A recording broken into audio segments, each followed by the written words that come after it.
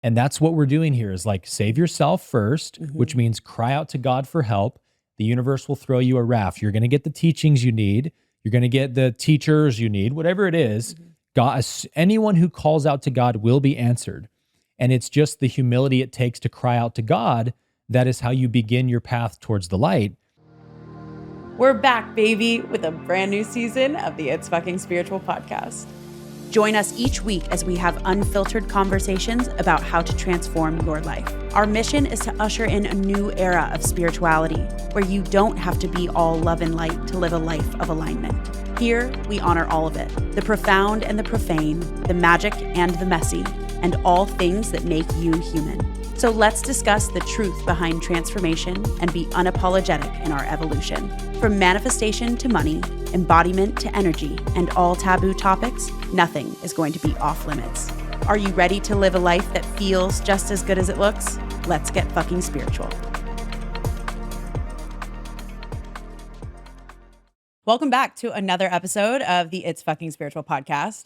I am so excited for this episode today because I know it's going to be such a fantastic and fascinating conversation. We have someone on the show who is a spiritual teacher, educator, YouTuber. He teaches the text, The Law of One. And if you haven't heard of that, don't worry, because we are going to really dive into it today. And he has a fascinating story as well of his own evolution and how he grew up in the church and had his own spiritual awakening in his early 20s that has led him here to teaching what he does today. And I had the privilege of actually getting to sit down with him a couple weeks ago, and we got to dive into all of this conversation that we're going to today, and he was blowing my mind with stuff. So I can't wait for you to listen to this episode because it's going to be really incredible, fascinating, and I think it's going to give you a lot of aha moments. So with that, Aaron Abke, welcome to the show. Rachel, thanks for having me. Yeah. It's great to be back again. Yes, I'm so excited that we're actually getting to sit down and film this. Yeah. Because our conversation, literally, we could go in so many directions. Because when we were at dinner, you guys listening to this, we met at a mutual friend's birthday dinner a couple weeks ago. And it was so synchronistic. We got to just like dive into all the things from ascension to aliens to, the 7 densities of consciousness and all of that. So I'm really excited for you to share all of your wisdom and knowledge with us today.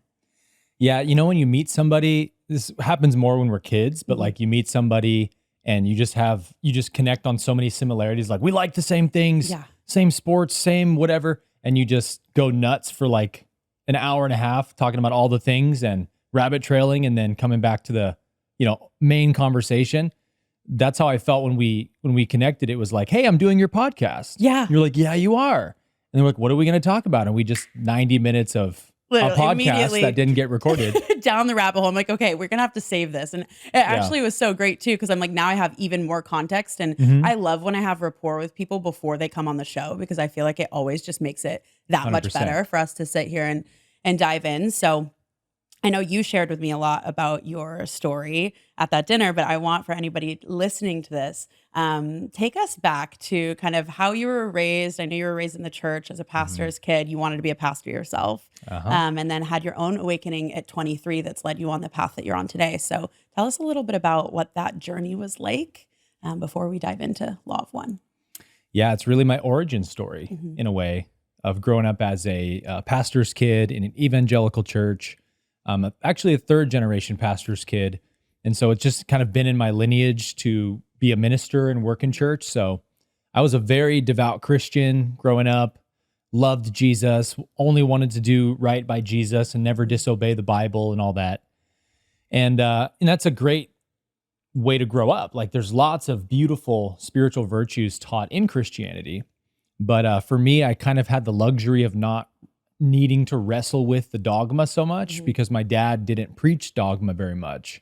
He came out of a Nazarene. Nazarene is a Christian denomination, not to be confused with the 1st century Nazarenes. Nazarene is like a offshoot of Baptists, sort of very legalistic denomination. So my dad grew up like under the most heavy curtain of religious fundamentalism. He had to have his hair combed a certain way every day, white t-shirt, couldn't do almost anything, like everything's evil. The TV is the devil's box and swimming in a pool during the summers, mixed bathing and all this stuff. Wow, so he had like a really tough upbringing Yeah. under that strict, religious law. So he didn't want to do that to his kids. So he had his own kind of awakening. And in that way, I didn't have to deal with a lot of the dogma my dad did because it burnt out of his system as a kid. And he was like, I'm never going to teach this stuff when I become a pastor. So it wasn't until 23 when I got my first full-time job as a church pastor, a worship pastor, that I was forced by the universe to grapple with those doctrines I didn't agree with. And I didn't have to listen to my dad teach sermons on hell and the rapture and biblical inerrancy and so on and so forth, because he didn't, he grew up under the legalism of that. So I didn't really have to grapple with these ideas, even though they're fundamental tenets of Christianity, until I got my first church job, because I'm now working at this church as the worship pastor. And I graduated from Oral Roberts University the year before that with a double bachelor's in music and theology. So I was fully ready to go down the Christian minister route. And then, I'm at this church and they're saying all the stuff my family's church didn't teach about growing up, because these are the uncomfortable things Christians don't like to acknowledge, of like, well, we say God's love, but unfortunately he does torture people too. And that's just a fact. Yeah. And so I'm listening to the pastor on the stage and the associate pastors and the staff members. Everyone, it's like this culture of we're in, they're out. We're the true believers. Everyone else is going to hell. We want to save them, but they're also evil. So if they go to hell, that's God's will and stuff. And I was just like, oh, this is so repugnant, this culture that's at this church. And then I started seeing a lot of the bigotry, especially from like Paul's writings about like anti-women, anti-homosexuality. The craziest one was, it was like my first week there, and I had just gotten married at 23 to my Christian wife at that time. And this woman goes on stage to give an offering testimony. If you've been to church, you know what that is. And this guy stands behind her, and he like looks very solemn. He has his hands behind his back. And I'm like, is that guy a security guard? Like, surely this isn't what I think it is. Because there's a famous verse where Paul says, it's a shame for a woman to even speak in church. Basically, like, don't let women open their dirty, whorish mouths in church type of thing. If they do need to speak in church, their husband should stand behind them to cover them, because women are so inherently sinful and men can sanctify them, Oh, no, this is her husband. This is in the Bible. And so it's her husband, yeah. Oh, my God. And I'm like, please don't let that be your husband, because I've never seen a church that took those verses absolutely literally and still practiced the bigotry taught by Paul. And sure enough, she finishes her testimony. They hold hands, walk down the stairs, go sit next to each other. And I just, my whole body filled with, you get the full body chills that are like fiery chills. Like I'm angry. I'm so many things at once. I'm like, how did I end up at a church like this? I don't want to be here anymore. And there was like more events that happened like that. So the universe was giving me a lot of great catalysts to force me into a corner, so to speak, to be like, do you believe in this version of God or not? Because I was avoiding that question. I wanted to believe in the Christian God I grew up with, but I couldn't reconcile all these things. So when I finally got to the breaking point where I couldn't deal with the internal conflict, I quit my church job. I basically blew up my life and moved back to Oklahoma, where I'd gone to school and had friends and stuff. And pretty much I didn't consider myself a Christian anymore. I didn't know what I believed anymore. And so I went into Eastern teachings for 7 or 8 years very extensively. And studying Hinduism and Buddhism and Taoism really gave me a new, fresh insight on Jesus. And I got to see, oh, wow, this man that I've been so devoted to following my whole life was an enlightened master, an ascended master who blessed us with his incarnation and taught the way to God, the perfect way to God. And so now actually most of what I teach centers around Jesus. To me, Jesus taught the law of one explicitly. The law of one was his gospel.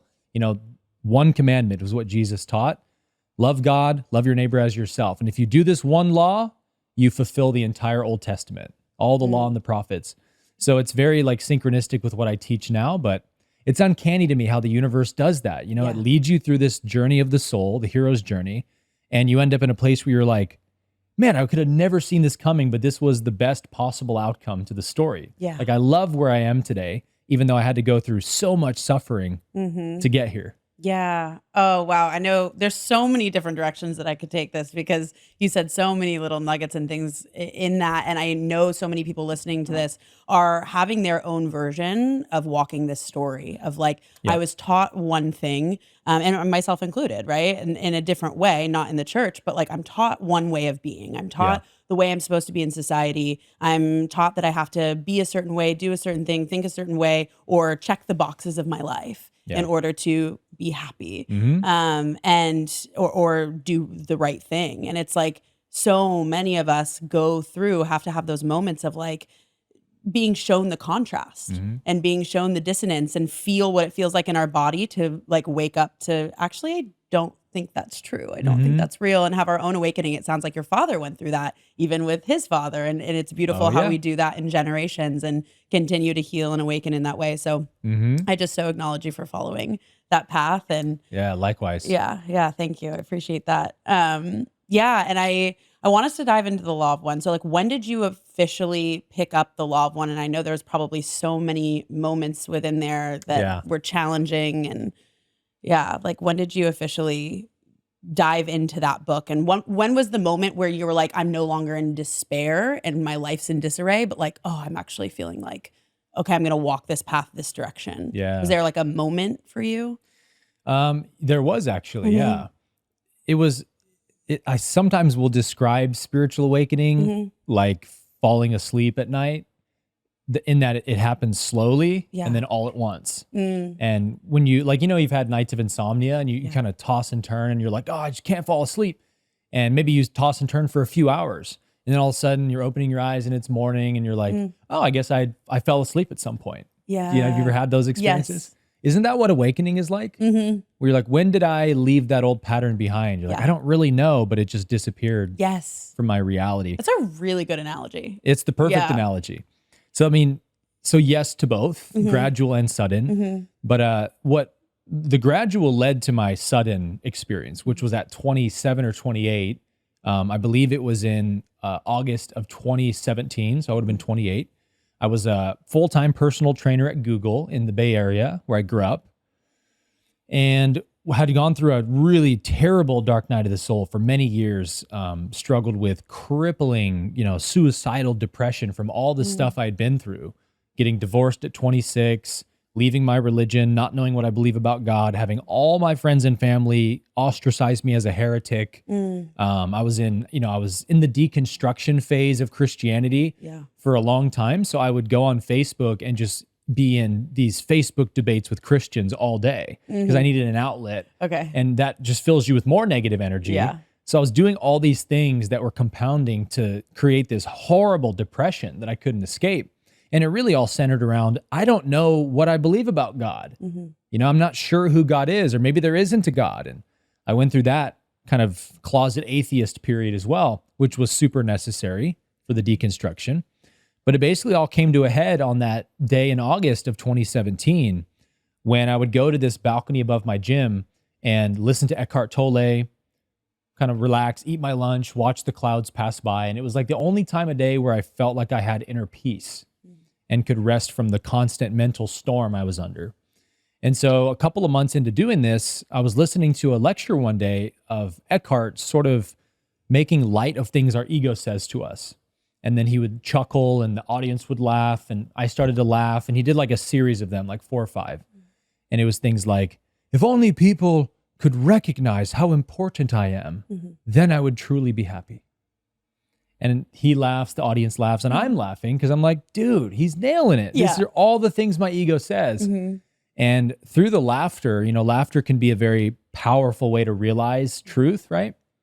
I just sort of laughed myself into a temporary state of enlightenment for exactly 2 weeks. It was 14 days that I spent in this incredible state of, it was just as if a curtain was pulled back somehow, and I was like permitted into another realm. And I just saw that everything is absolutely one, totally connected. It's all a manifestation of the presence of God. There's nothing but God in this universe. Like all those realizations were like childlike, obvious, simple. And I was in this blissful joy and peace for 2 weeks. And my whole disposition and demeanor changed. It's funny because I was, again, at Google at the time, and I'm a personal trainer at Google for like software engineers and stuff. And this, divine intelligence that had subsumed my mind at that point was directing all the things I had to do during the day just automatically. And so like I just became aware that I had some appointment to attend to. And I'm in this like incredible, like devastating bliss on the balcony of above my gym. And there's like software engineers, 20 feet next to me eating their lunch. And I'm in the corner of this balcony having this God intoxication. And I was going from weeping bitterly to laughing hysterically because I'm in that moment. And it's like weeping, laughing. And these poor software engineers probably thought this dude is just baked over here, and I was actually baked on God. So I kind of float down to the gym and I'm like, what am I doing here? Like, I don't even know anything anymore. Yeah. And just this memory comes in of like, oh, you help people get healthy, type of thing. Like, oh yeah, I love my job. And everything's so childlike. And my client, I see him walking up towards me. His name's Matthew. And he looks at me and he's like, hey, Aaron. He's like, wow, you look happy today. Yeah. And I was like, I am. I was so happy all of a sudden. So that was 2 full weeks in that state, unbroken. I could not remember what suffering felt like. It was that intense. Wow. And I woke up 2 weeks to the day and my alarm went off and I looked at my phone and my brain somehow registered, oh, it's been 2 weeks since I've been in this state. And I probably had some thoughts fluttering through my mind throughout those 2 weeks of like, I hope this doesn't go away. Or like, how long is this going to stay, Because it was so radically different than my former state of consciousness. And so I woke up and I had the thought, oh, wow, it's been 2 weeks to the day. And then the first true like egoic thought came back online and the ego mind said, I wonder if I'm enlightened. And that was the beginning of the downward spiral where I call it being cast out of heaven. It felt like I was kicked out of heaven or something because I was allowed this free sample of enlightenment, the heavenly state, and I got to enjoy it for 2 full weeks. And then somehow it all went away. And it left me with this feeling of like, what did I do to screw this up? I failed. Like I was given the keys to the kingdom and I couldn't keep them. I wasn't fit enough for heaven. Heaven kicked me out, and that made my depression way worse because it's bad enough to go to hell, where I was living for years. It's a lot worse once you've been to heaven and then go back to hell again. You know what I mean? And so I was in this even worse dark night of the soul at that point because I was like, no, I don't want to lose that state. I'll do anything not to go back to my former state. But I couldn't stop it. The ego was coming back, all the stories, the pain. And so what it did for me was it gave me this incredible motivation of like, oh, nothing else matters at all to me. Like I was a professional bodybuilder. I went to nationals a month after that. In September, I had won all my bodybuilding shows. I was a full-time fitness model in San Francisco, of course, personal trainer. I had competed in CrossFit for 5 years. So I was all about fitness and vanity. And I just completely walked out of that part of my life. I kept my day job because I didn't have another way to make money, but stopped modeling. I canceled my next bodybuilding show, didn't even care. The only thing that mattered to me, my magnificent obsession became, how do I get back to that heavenly state? And like, what else could matter after that? Yeah. Nothing, it pales in comparison. So that's what led me to be where I am today as a teacher, was this vicious tenacity of like, I will stop at nothing to figure out how I was in that state and what I need to heal, rewire, recondition in my mind to live from that state. And along that journey, many things were revealed, as the universe does, puts the truth in our path that we need. But the law of one was very quick to appear in my field. And I came across it. I don't really remember how. I had heard it here and there. Law of one. That resonates. I wonder what that is. And then one day I just thought, I've heard this book a number of times. Let me just go buy it and read it. So I did, and it just blew my socks off.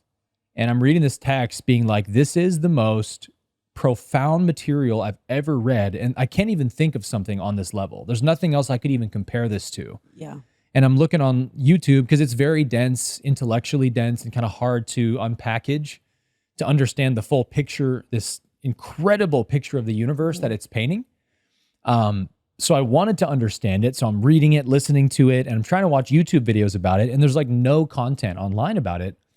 And so I just thought, well, why not me? I'll make some videos about it, because I just started a YouTube channel about 6 months before that. So I make this video called The 7 Densities of Consciousness, because I'm like, this is probably the first big concept from the Law of One I should break down. And I'm thinking, this is probably way out there for most people, woo-woo. Like, I'm probably not going to get a lot of people resonating with this, but if there's a handful of people out there like me who need help understanding this text, it's worth my time. So I just made this video with this mindset, and it just goes nuclear on YouTube. I think it has like 1 million views now. And all the feedback is like, this is incredible. Please give us more, give us more, give us more. So I started a whole series on the Law of One. And for the next like 3 years, I was making Law of One videos, just breaking down all the remarkable concepts in this book. And that's where we kind of picked up in our conversation at Lucas's birthday. Yeah. Was we talked about the 7 densities a little bit. And you were like, you had the same reaction that everybody has, which is, holy shit, this resonates so hard in my body, but I've never heard this, but I've always known this. Yes. Isn't that funny? Yeah. It's like a remembrance. 100%. And so much of this work has been a remembrance over and over and over and over again. And I've been getting more into ancient texts and A Course in Miracles, which I know you also teach recently. And we just had Marianne on the show with Mystic Jesus and all of that. So Jesus has also very much been in my field. And so it's really beautiful timing. ACIM is the one book I do compare to the Law of One in that, like, to me, they're on the same level of profoundness and like a genuine channeled text. There's a lot of channeled texts, right? And channeling is more of a spectrum than you did it or you didn't do it. It's like, there's degrees of channeling. And a lot of the material I read, I'm like, this is good, but it's like not really anything I haven't heard. It's said in a nice way. Oh boy, you read the Law of One and you're like, I ain't never heard nobody talk about this before. Yeah. But it's like, I already knew this. Totally. Oh my gosh. And you're inspiring me to get into it now. So whenever I do start to get into it more, I'm going to text you. You're gonna be a Law of One nerd just like me. I guarantee you I will. Time. Yes. I'm excited to dive into all of it. And I love everything that you just shared. And for people listening to this, and I really relate, and I'm going to bring it back to Law of One, but something I wanted to touch on was you shared about having this really, I'd call it a mystical experience. An awakening, and we're like, oh my gosh, and we're in bliss and this, so excitement and new just spectrum of consciousness that opens to us. And then there's often the depression and the downward spiral that can come after. The crash. And this is something that I always talk about on here and with my students, because similar something happened to me as well. Yes. I wouldn't have called it a mystical experience, but for me, I had an 8-year downward spiral of drug and alcohol abuse and depression. I was 16 to like 23. Because my father passed when I was 16, and it just like, there you go.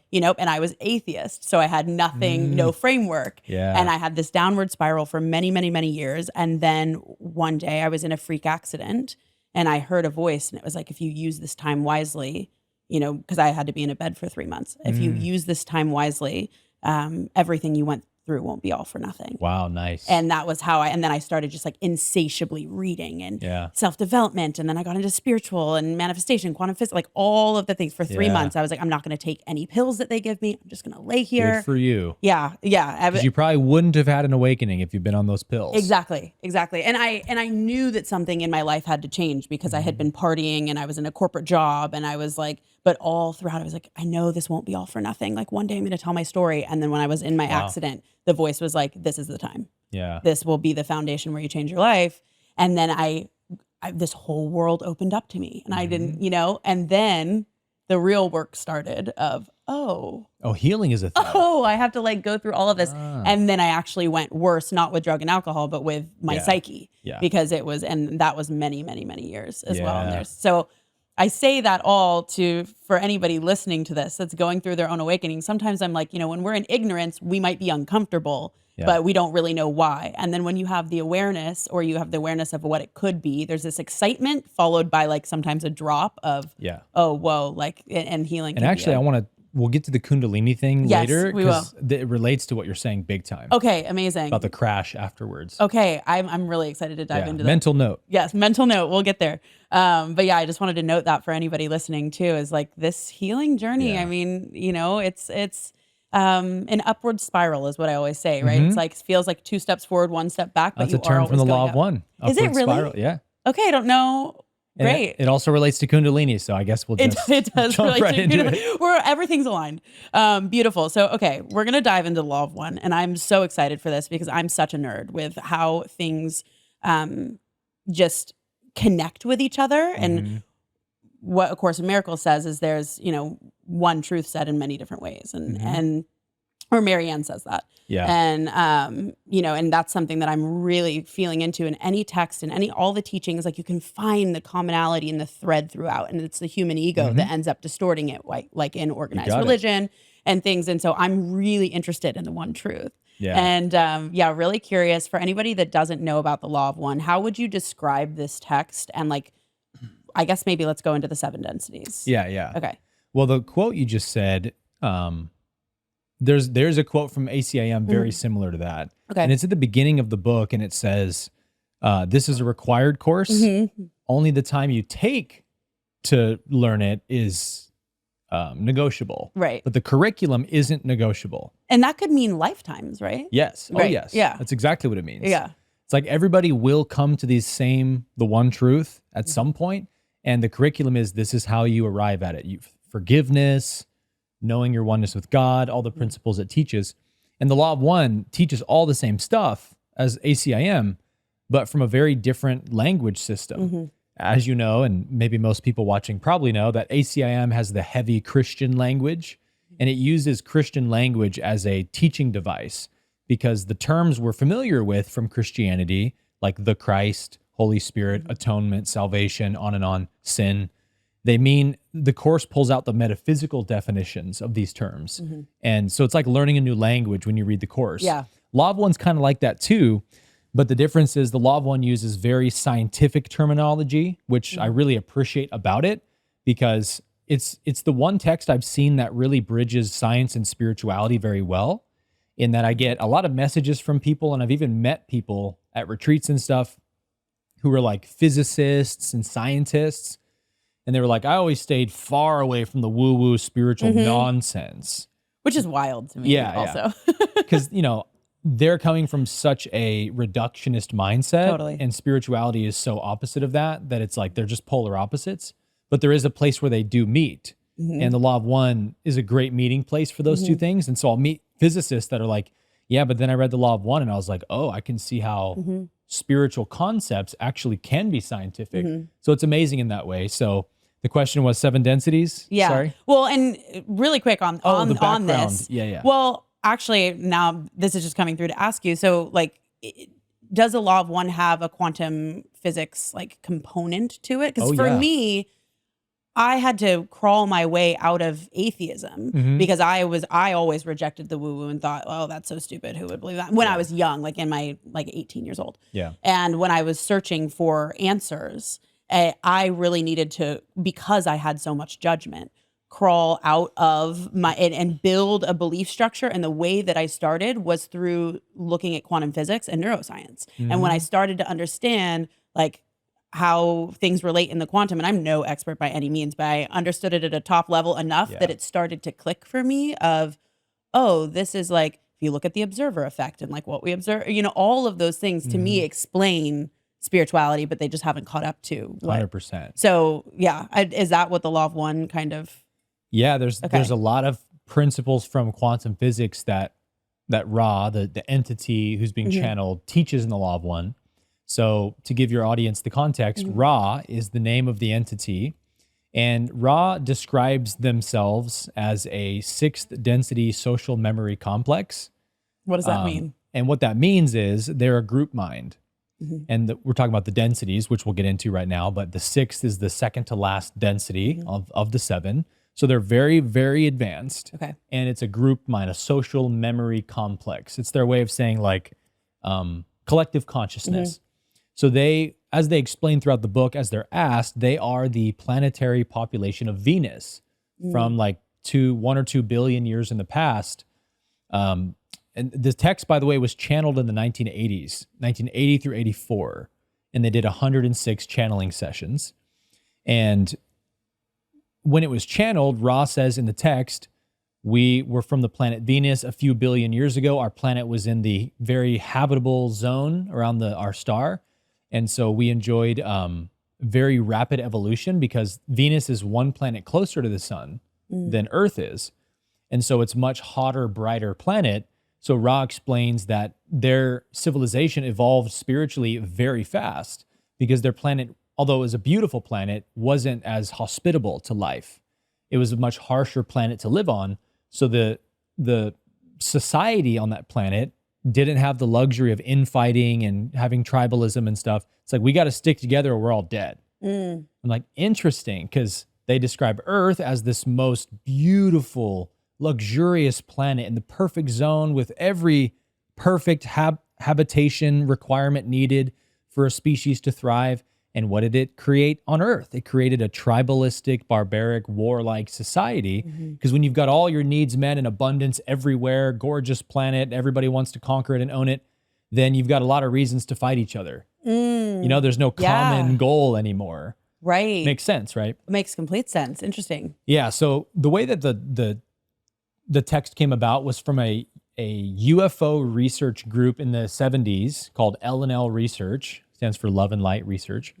And they were trying to figure out the UFO phenomenon, which was on the uprise back then in those days. A lot of UFO activity, newspapers and TV talking about it. So they were like, man, there's no doubt that these craft in our skies have to be from other worlds. These must be very advanced beings. But if we want to really understand them, we should probably get more interested in their spirituality and philosophy than their technology, right? Like, how do they fly their hovercraft? Are they using gravity propulsion?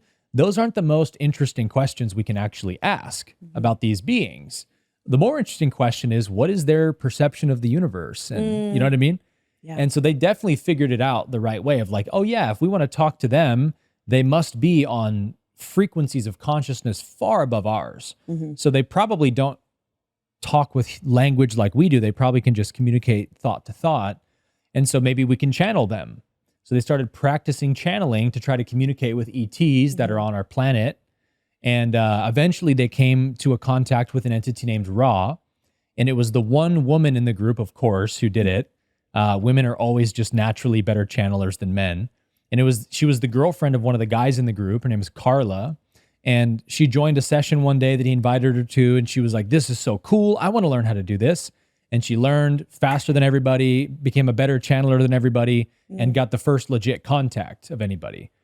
And it was kind of an accidental contact, but the main leader of the group, his name was Don Elkins. He was a physicist, electrical engineer.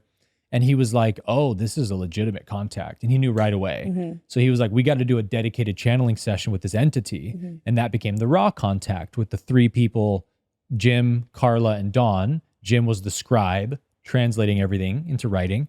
Dawn was the questioner, and Carla was the channeler.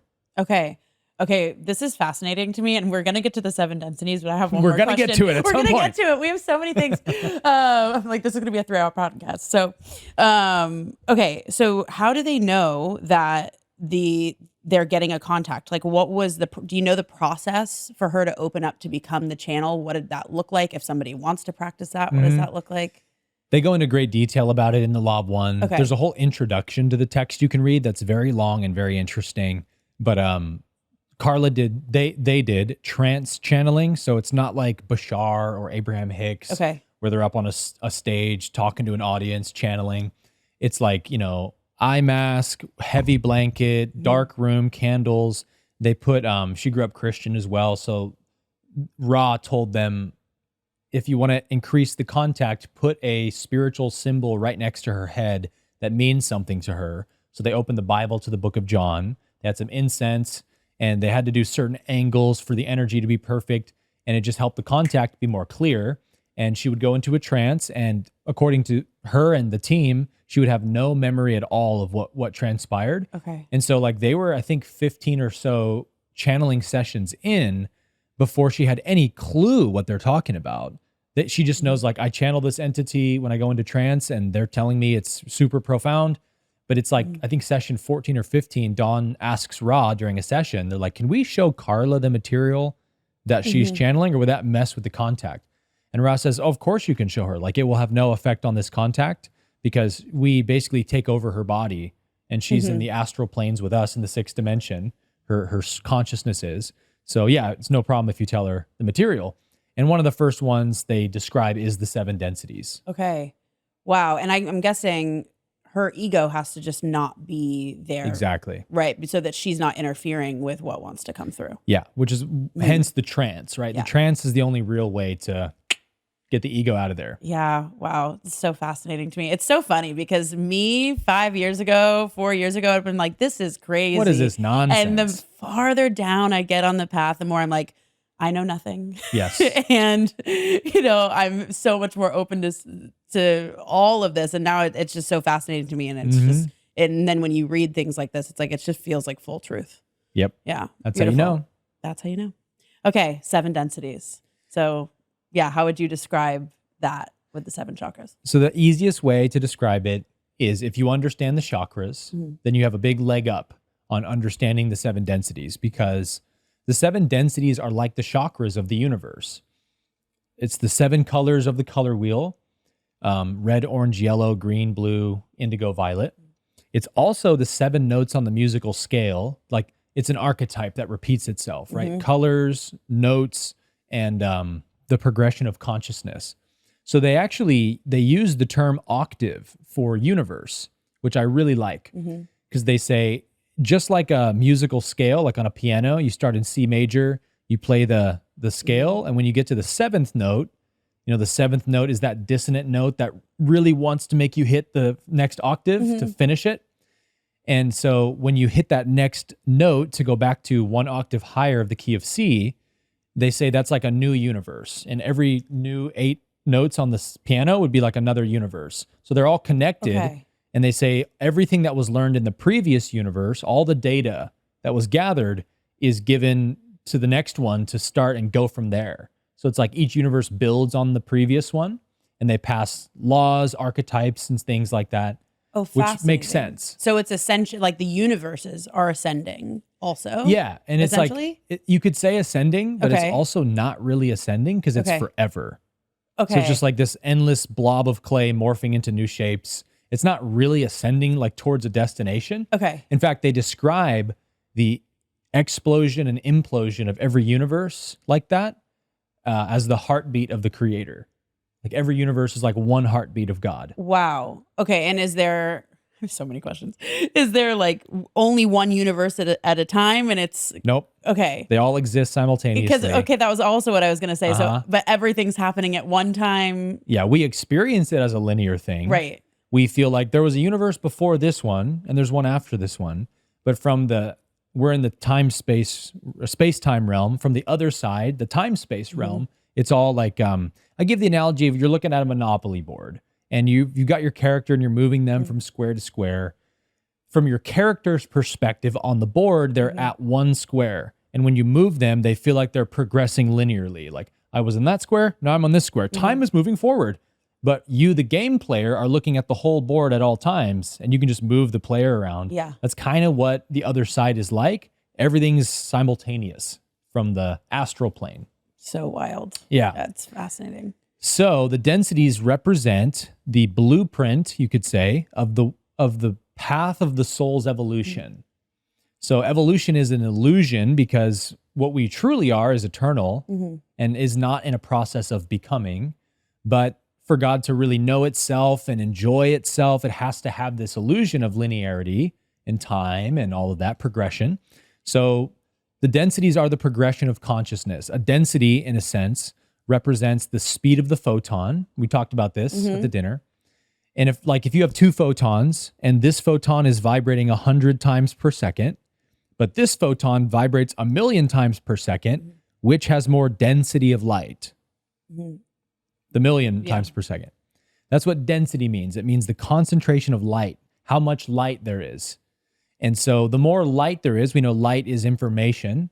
The more information is present, the more ability consciousness has to express itself. So another way you could look at the densities is it is the levels of expression consciousness has. So for example, the first density, root chakra density, is the density of pure beingness. And so this is where consciousness incarnates into the physical universe, goes from non-physical to physical, and experiences billions of years as earth, water, fire, air, space, the elements. That's it. So you're not really an individual yet, or consciousness isn't an individual yet, but it's gaining experience. Planets solidify, stars form, gas and dust, and that whole part of the universe's evolution where planets are forming, that's the first density. Once a planet forms, ocean life begins, at least on our planet, and the second density begins as soon as there's a life form living in the environment that can now move around and interact with the environment.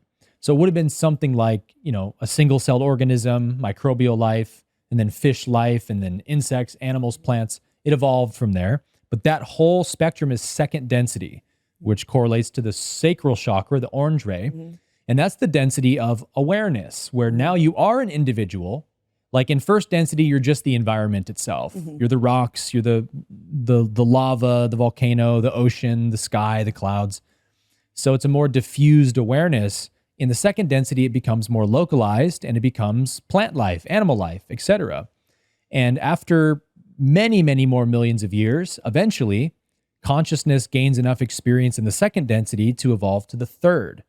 Third is the third chakra, the solar plexus, which we know as the ego chakra. And that's because the third density is the density of self-awareness.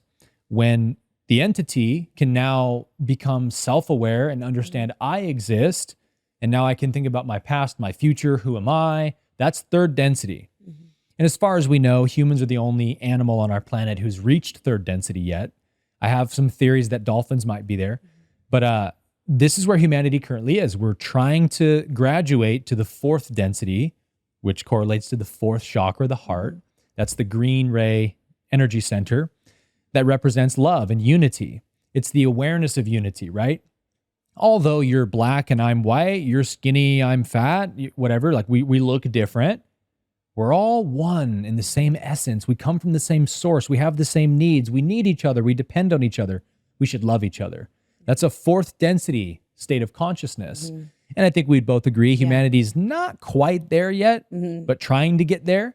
And this is exactly what Ra describes in the Law of One, is that your planet as of 2012, which was 30 years in the future when they were channeling this, in the year 2011, 2012, Earth will become magnetized to the next density, the fourth density. And they describe that there's these cycles that third density planets go through, which is the precession of the equinox. It's like a 25-ish thousand-year cycle. And every time the planet goes through the precession of the equinox, if 51% or more of that planet has positively polarized, has ascended to unity consciousness, then the planet itself becomes a fourth density planet, and you move into that density. They say it's like the gears of a clock. The whole universe, planets rotating, it's all like clockwork. And so third density planets have apparently 3 cycles, 3 go-arounds to graduate. And if they don't graduate, the planet is forced to graduate on the third go-around. No matter what, the planet has to go to fourth density. So whether the planet's more positive or more negative will determine which polarity it goes to. Thankfully, they say that our planet, Earth, just barely made positive graduation. So we are going to be a positively polarized planet, thank God. But there's a lot of negative polarity still on our planet that we need to do some shadow work for. Yeah. Okay, this is so fascinating. Yeah. So was it in the Law of One that they said that we just made the 51% we're going to a positive direction? So they wrote that in the text. Yeah, they asked Ra about it, and Ra says, essentially, I don't remember the exact quote, but Ra says, like, yes, your planet, the probability vortex or vortices seem to indicate your planet will make the positive graduation, but not without some serious trepidation, they say. Well, and then we know what happened in 2020, which I think woke up a lot of the planet as well. And in what's fascinating to me about this, and I'm such a nerd with these things, so like I could sit here and talk about it all day, but anybody that's listening to this, I mean, if you've made it this far in the podcast, then you're definitely a nerd too. And you also like this. But I always love taking these concepts and having these conversations, but then breaking them down into like the 3D world we live in our regular life, and I know you love this too, because we were talking about like just the simplicity of teachings, and and it doesn't matter whether you know all of this stuff or not. just other than like, can you apply this to your life in a certain way? And I feel like from what you're sharing, it feels just so true to me. I can feel the truth of, we live in this 3D, ego-minded, very I-focused planet. We see this in the divisiveness of our planet, in the divisiveness of our politics, and just like the, us versus them mentality.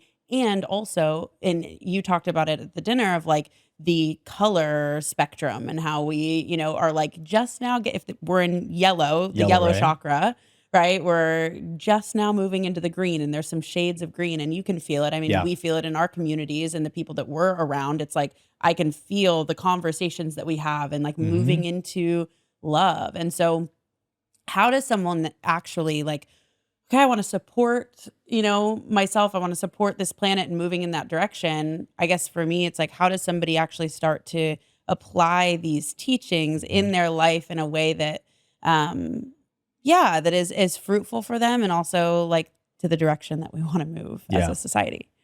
Yeah, this is all that matters to me. Yeah. It's like, how do we live this? How does it benefit us to know this stuff? And, I have a platform called 4D University, which now you know what the 4D stands for. Yeah. It's my way of helping teach people how to graduate to fourth density. And this is a graduation that can happen right now in this lifetime, meaning as long as I'm in this human body, I'm always going to have, Ra calls it a yellow ray vehicle. Every chakra represents the kind of body that you get in that density, because the body has to be as high frequency as the soul is, so it can channel the full consciousness of the soul, right? So the body has to keep up with the evolution of the consciousness. So when you raise your consciousness from the solar plexus to the heart, I call that going from ego-based consciousness to heart-based consciousness. You are a fourth density being living in a third density body.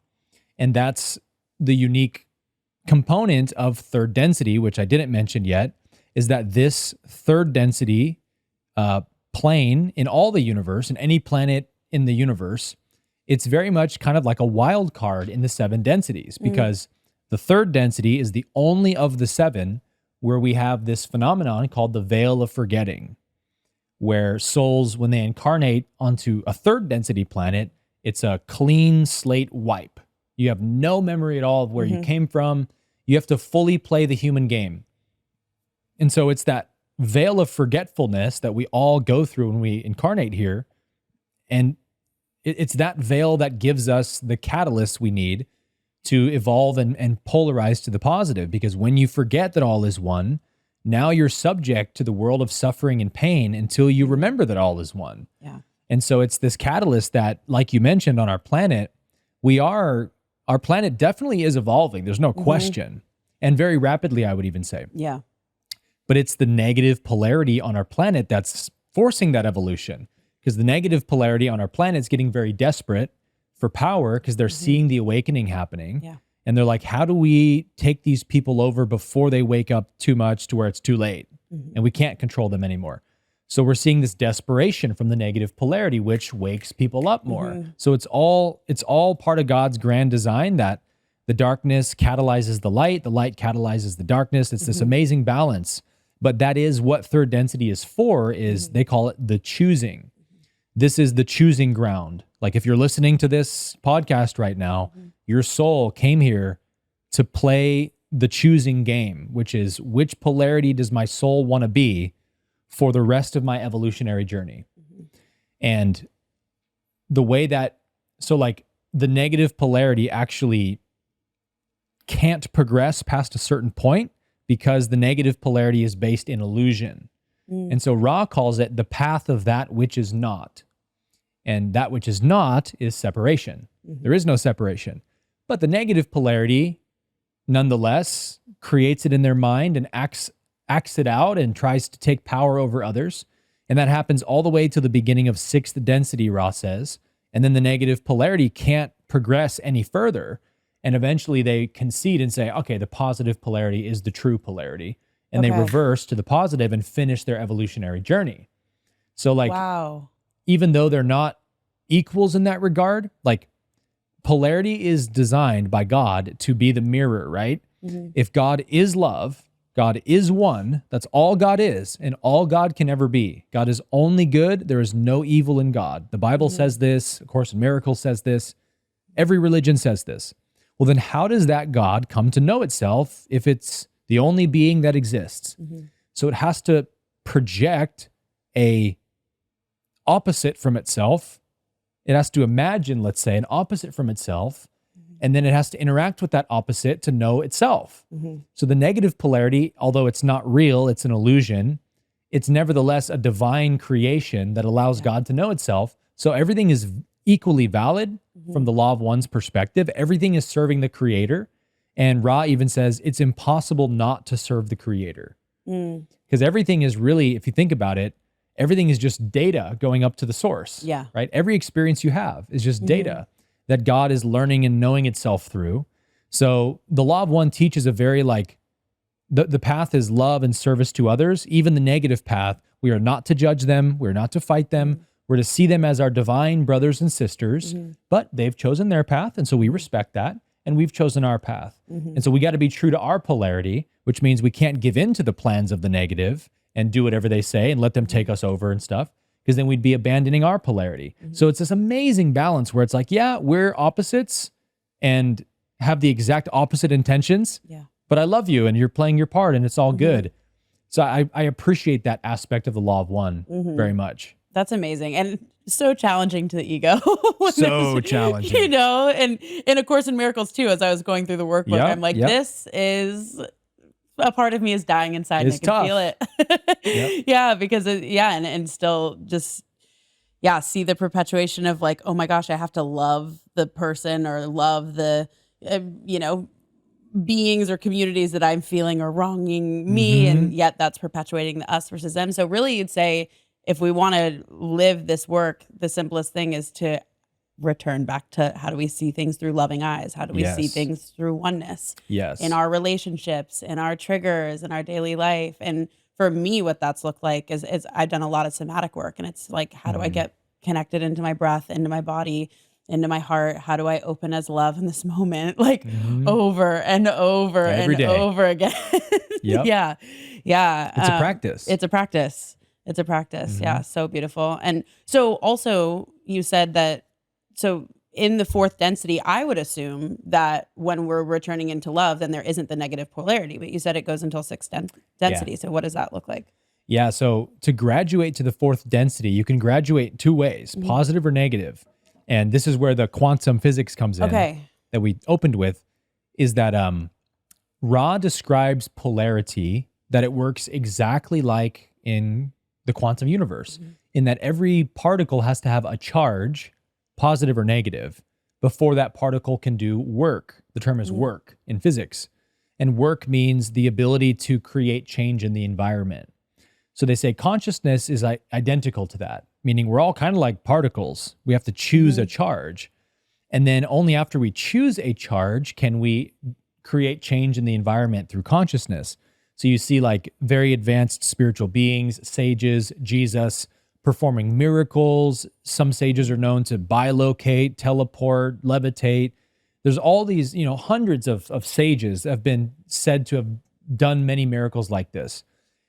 And it's because those are the people that chose a charge, and they committed and graduated to the positive polarity. And so they begin to gain the powers of the positive polarity, healing, understanding people's thoughts, feeling their emotions, etc.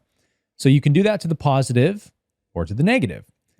To the positive, it means you have to, they say, reach a 51% or greater heart activation or service to others orientation.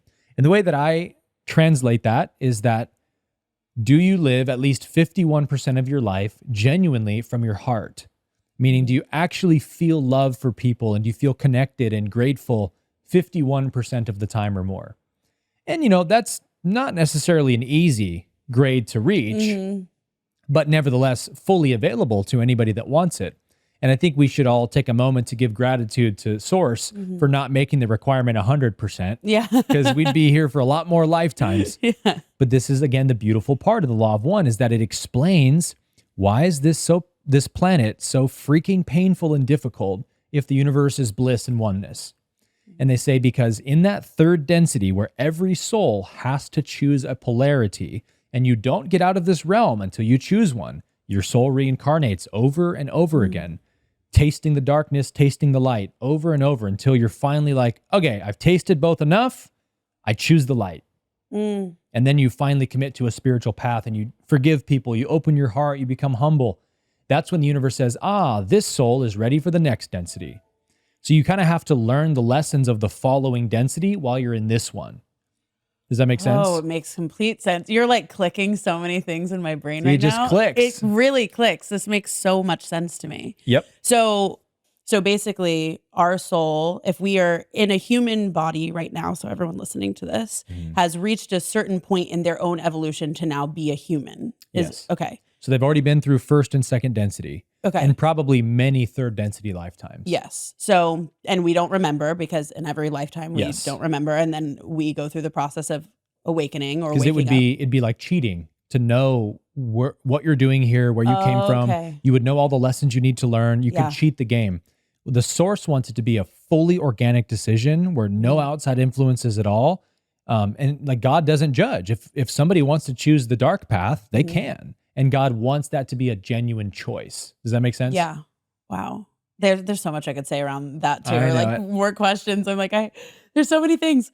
So you go through many, many lifetimes, and in these lifetimes, it sounds like maybe you could flip flop back and forth between I chose the dark, I chose the light, how does that work? Yes, sort of. Okay. You can't flip in terms of like you've fully chosen the positive polarity. Now you can go choose the negative. It doesn't work like that.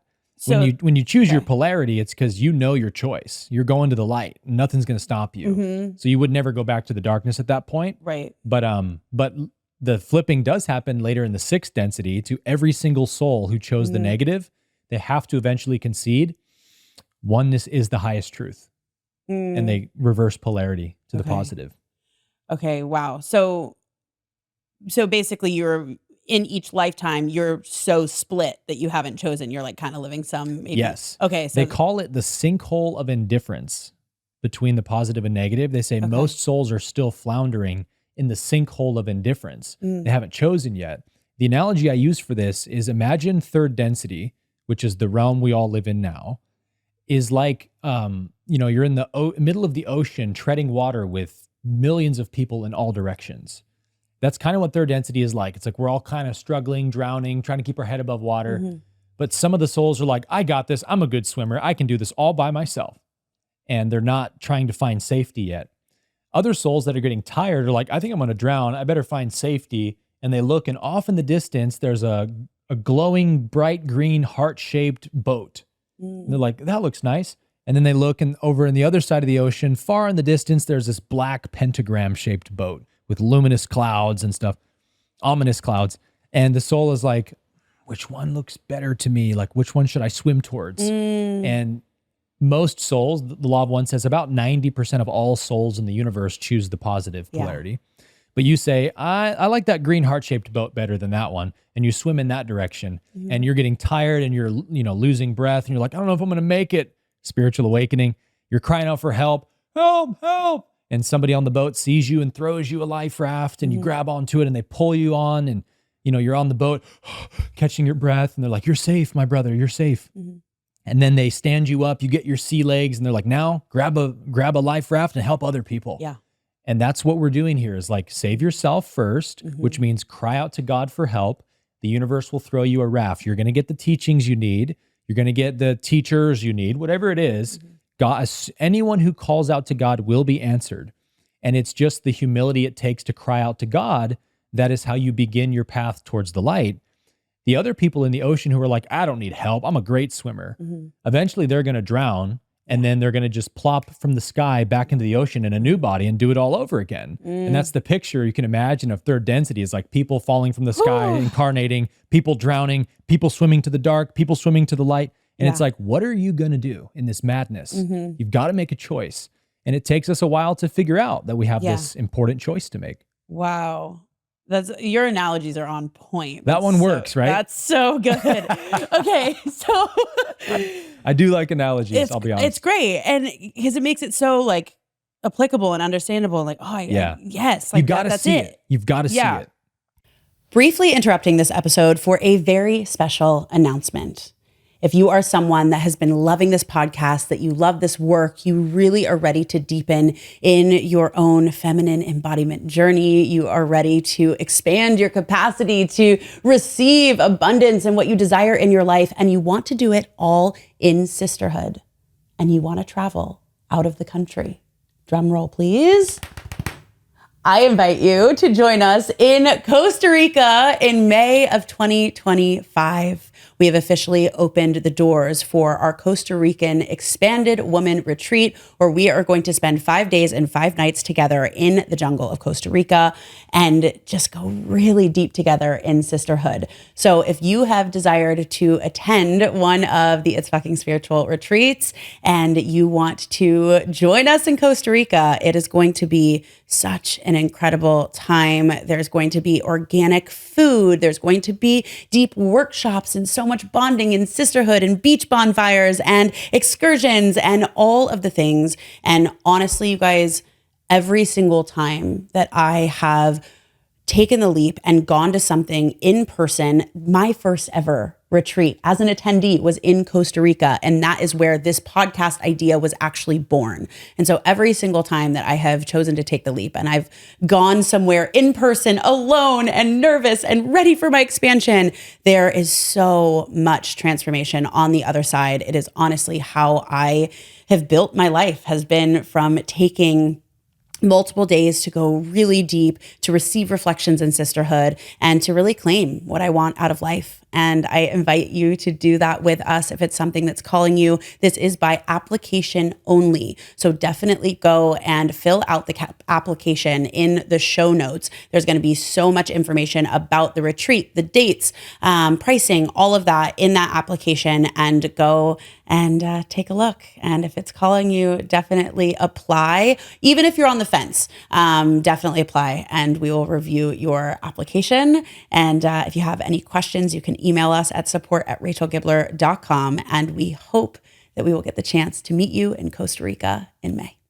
It's so real. So how do you know you're in the lifetime where you've chosen? So you can't really know, I guess, like for certain, but obviously the more full of love your state of consciousness, I guess here's how you know, is you would totally stop worrying about it. Like that could be the one barometer of like, oh, that one's graduating. Somebody who never stresses about like, is this my last incarnation or not? Do I have to come back here again?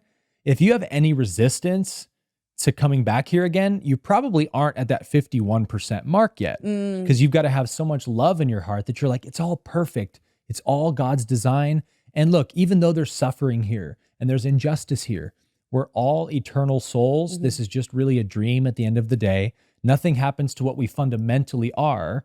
So I don't need to hate this realm or fear it or anything like that. I can see the design and the perfection of it and love it for that. And that doesn't mean I don't still help people suffering, you know? Yeah. And that's what the Law of One did for me, is it gave me this lens to understand the universe I live in, why it works the way it works, and that there actually is a very beautiful purpose to it all.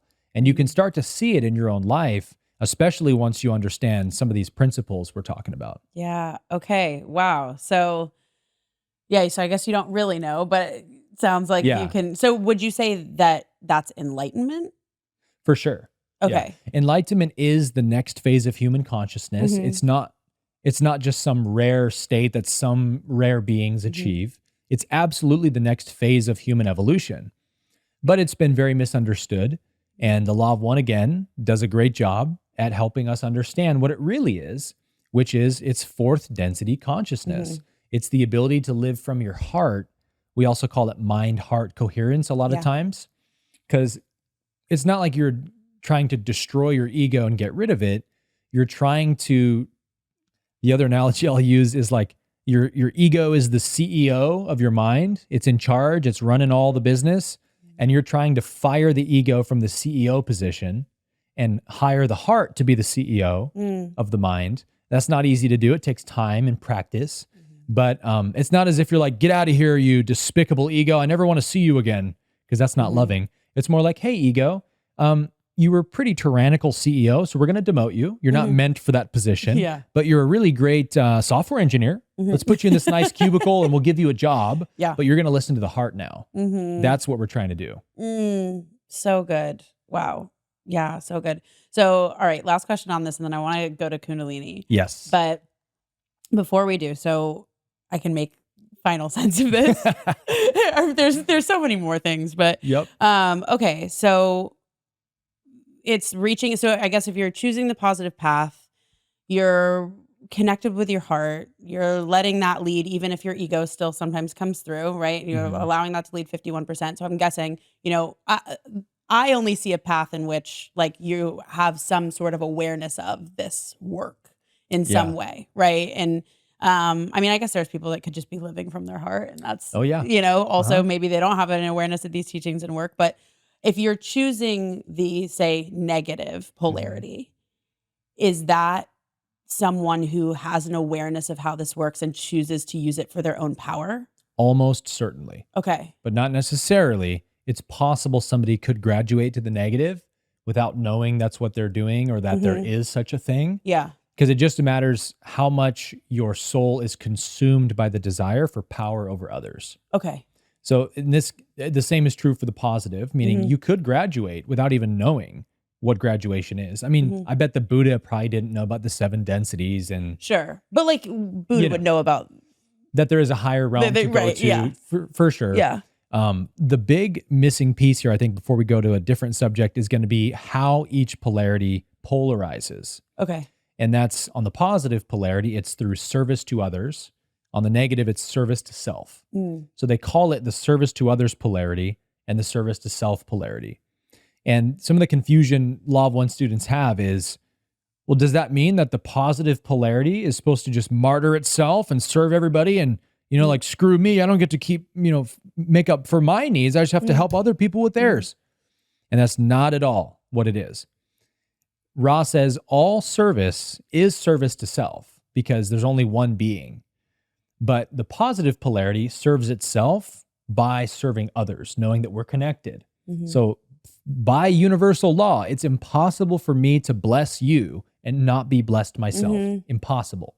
So that's how the positive polarity says, that's how I'm going to ascend in consciousness. I'm going to give so much love that it has to come back to me and raise my frequency. The negative does the opposite. It serves itself at the cost of other people, to the detriment of other people, by enslaving, manipulating, deceiving, controlling. And so free will is the linchpin of both polarities. It's the way each polarity interacts with free will that determines if you polarize to your polarity. Okay. So the positive is through honoring and protecting free will. The negative is through controlling and manipulating free will. So another misconception people have about the dark side is that maybe it's like Star Wars, right? They could just roll up on a planet with their big ass, scary looking ship, throw everybody in handcuffs, put them in prison cells. We control your planet. Next, go to the next planet. Thank God that's not how it works in our universe. The negative polarity they can't gain more negative power unless they gain your free will through your consent. Yes. So that's why the devil shows up as an angel of light. The negative polarity the whole goal is to never reveal to you what they really are. They want to deceive you that they're a light being who you can trust. And hey, I can show you some pretty great things. Whew. You know what I mean? And this is what our political leaders do. And, they couch virtue. It's called false light. Anytime, and this is for everybody listening, anytime you hear somebody touting virtue a lot, be very careful. Because the positive polarity does not tout virtue verbally. They're about that life. They live that life. They don't need to talk about it and convince everyone how noble and caring and virtuous they are. Yeah. But the negative polarity seeks out the spiritual neophytes, the gullible people who aren't awake enough to understand the dynamics between light and dark so they can use their light against you. I can use your light against you. I can say, hey, you're a good person, aren't you, Rachel? Yes. You would never want to be racist, would you? No, that's terrible. So you're going to sign off on this policy, right? Because this policy is very racist. We're trying to get rid of it. And you're a good person. So you'll sign this petition? And you're like, yeah, I'm a good person. Just give me the paper. and you're falling for the ruse, right? You're not questioning, you're not using a discerning eye, you're just falling for the false light being projected at you. That's how they do it. They trick you into giving them power. So if the positive polarity, for example, ever infringes on somebody's free will, they get what's called depolarized, meaning you sort of, in a sense, lose spiritual progress. You don't really, but you lose power in consciousness. And to gain that same power back, you have to raise your consciousness again. And it's, the infringement that happens on the positive polarity is very subtle and accidental. Like if you're trying to help somebody, we've all been in this position where your friend is crying, they've been through a breakup or whatever. And when you're early on in your spiritual walk, you probably give way too much advice. Yeah. Right? You're like, here's what you should do. Tell them this. Don't do that. Yeah. And they're just trying to process and they just need to be heard. But later on in your spiritual development, you realize, oh, it's actually not serving them to like fire hose them with advice while they're crying over a breakup. I should just listen and hug them and have a loving space. That's real service. So now you're actually gaining some serious polarity from that service because you're not infringing anymore. The same is true on the negative to the reverse. If they accidentally help somebody, they lose negative polarity because to be of service to others is positive. Yep. So here's another easy way to spot the negative polarity is that, again, they have to couch everything in false light. So, an easy example, and I love everybody, I'm not judging anyone here, but like Bill Gates. Bill Gates is the perfect example of false light because he touts himself as this benevolent, caring philanthropist. I just want to go help people get vaccines and stuff. And we know he just leaves a trail of death and suffering in his wake. And that's because a truly negative being will definitely pretend like they're helping people. That's all they do is pretend like they're helping, but they never actually help anybody. So if you look to the fruits of their labors, you'll notice these people, all they talk about is how they care for these people and those people and here and there. But when you look at the effects of their decisions, policies, actions, it's always negative. It always creates more suffering, more division. And to truly be of service to somebody, you can't hide that. Yeah. If you're really enriching people's lives, everyone will know about it. And so humanity is caught in this kind of like Stockholm syndrome almost with our captors, if you want to call them that, the people that run the world, the bankers, the pharmacy industry, the government. They're all captured by the negative polarity because it's just the desire for power. And people who end up in positions of great power typically are people that want power, right? So we've got to figure this out and say, okay, so power, any position of power, whether it's a priest, whether it's a politician or a president or anyone else, a doctor, we should all expect, and I'm going to use this term very loosely, don't judge me for non-duality, languaging here, but we should expect the worst people to end up in those positions, if that makes sense. Worst meaning the most negative. The people that want power over others the most are almost always going to be the people who end up in the presidency, all the positions of power. And we have to become aware of that so that we can fill those positions with light workers to block the negative polarity from getting into those positions. And that to me is how we actually evolve and get through this period of shadow work, is we got to plug the holes in the dam. And there's so many positions of power, corporations, governments, law structures. We got a lot of holes to plug. But that's because we all need to wake up. This isn't a one-man job. Like people from every nation have to wake up and are. We've seen this in El Salvador and other places where like actually legitimately good people who are authentic, who aren't reading from a teleprompter, who aren't being controlled by a bunch of handlers writing their scripts and all that stuff. They're actually a real person who actually wants to do the position to help people. And they look at the camera and speak their mind. They don't read from note cards like Joe Biden always does. Like enough of the fakeness is kind of where we're at. And that's a sign of awakening. Amazing. Everything you just said is speaking to my soul on such a deep level for reasons that you don't even know, Aaron. And it's because I talk about this on the show a lot. I bet. Especially because I went through, how do I say COVID? COVID. But personally in my life, I went through a very intense experience with learning to have deep discernment with spiritual teachers, wisdom, and and that's the fifth density, by the way, wisdom density. Okay, amazing. Love density, wisdom density, fourth, fifth. Yeah. So what you're speaking to, I mean, I'm thinking on a personal level, and also I talk so much on this show about having discernment, coming back to your truth. And I always say, only follow people that are leading you back to the home within yourselves, not leading you to them as the salvation, but like, oh, I'm, like I'm here for you. But really the energy is not, it's the come from for me. And I know we talked about this even a little bit at dinner, and just everything that you're saying is so potent, so necessary, so powerful. And I think like, for me, the guiding light is like, are we amplifying the empowerment of the individual, or are we amplifying power over the individual? That's positive versus negative. Yeah. So I'm really glad that you touched on that, because I talk about it a lot on the show, and it just really resonates with me. Yeah, it's something I love to talk about too, because in our world right now, we are seeing every single principle taught in the Law of One on magnificent display. Yeah. And I try to point it out to teach people how the Law of One works, because I'm like, for example, look at our government, negative polarity. And you see all the concepts and you're like, oh, it really is a real life thing.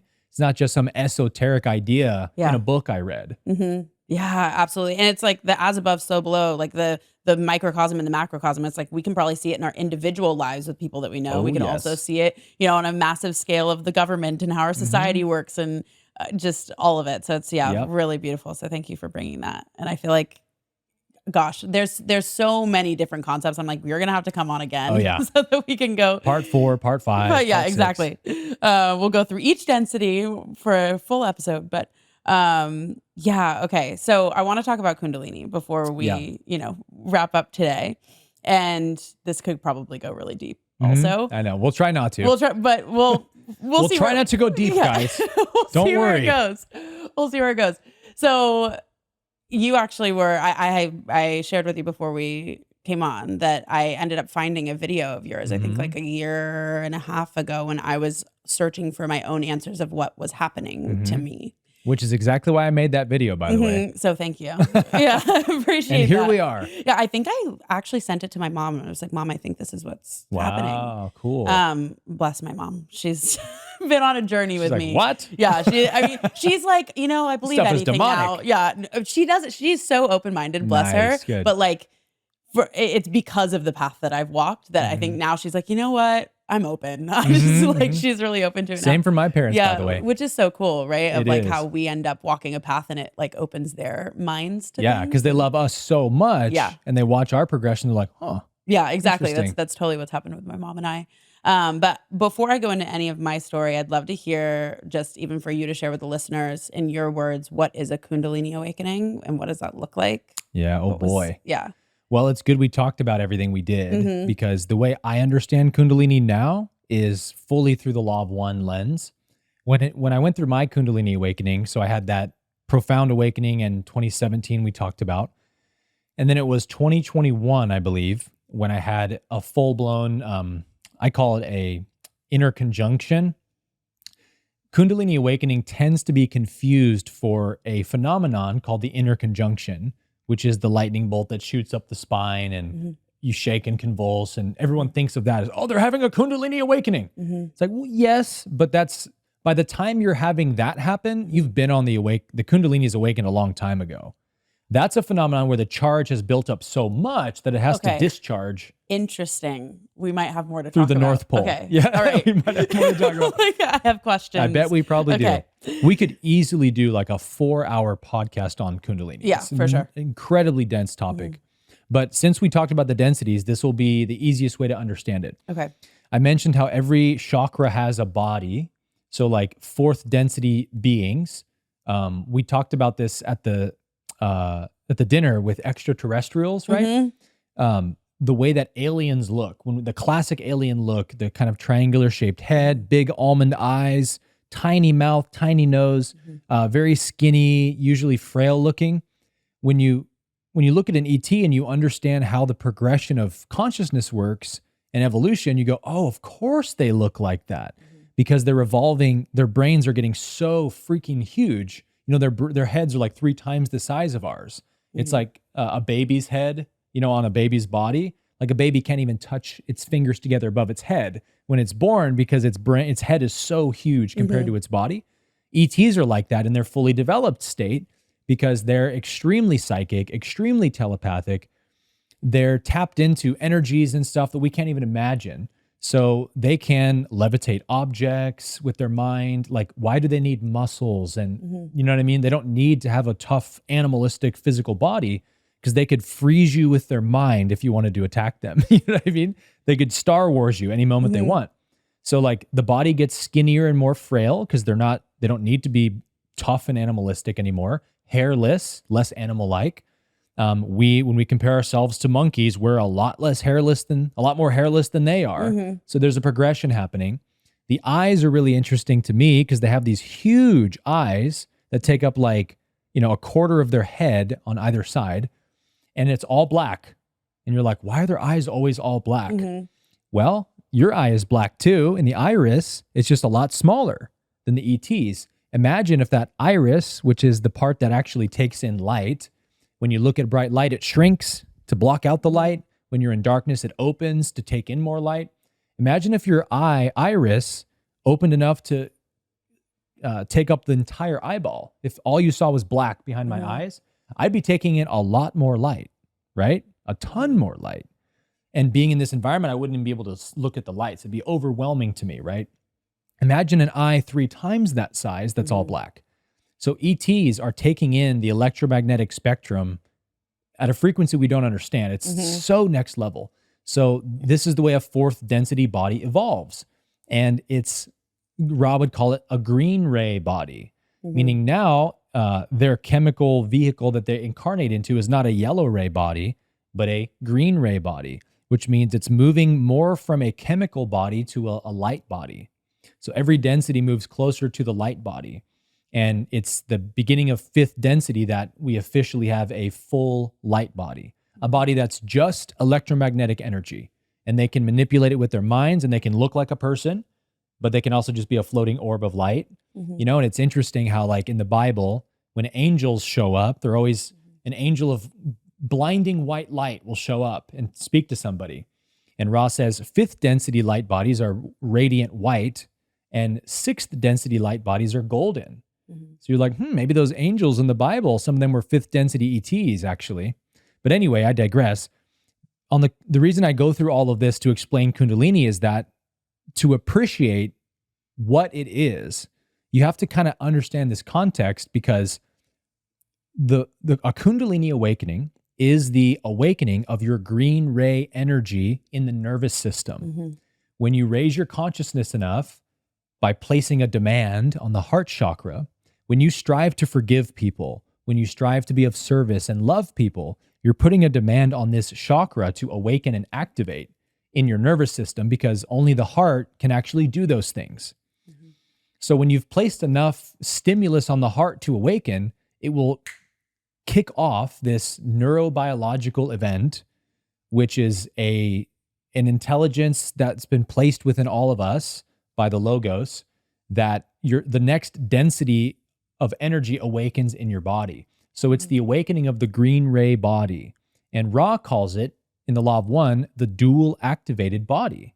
Somebody with an awakened Kundalini, you could say they have a dual activated body, because they're living in a yellow ray body still, but the green ray is also active in their nervous system, meaning like every cell in your body has to get upgraded to a higher frequency. And this is why I brought up at the beginning the crash after a spiritual awakening, is because when you have an experience like I had, where you see the mystical vision of the universe, oneness, oh my gosh, it's out of this world, it's more bliss than you've ever felt. And how often do those experiences usually last? Not that long. Not long, right? Sometimes it's a matter of seconds. Yeah. Just a few seconds of oneness, and then boom, I'm back into separation again. And I can't see the one. Where did it go? Sometimes it's a whole day. Sometimes it's weeks.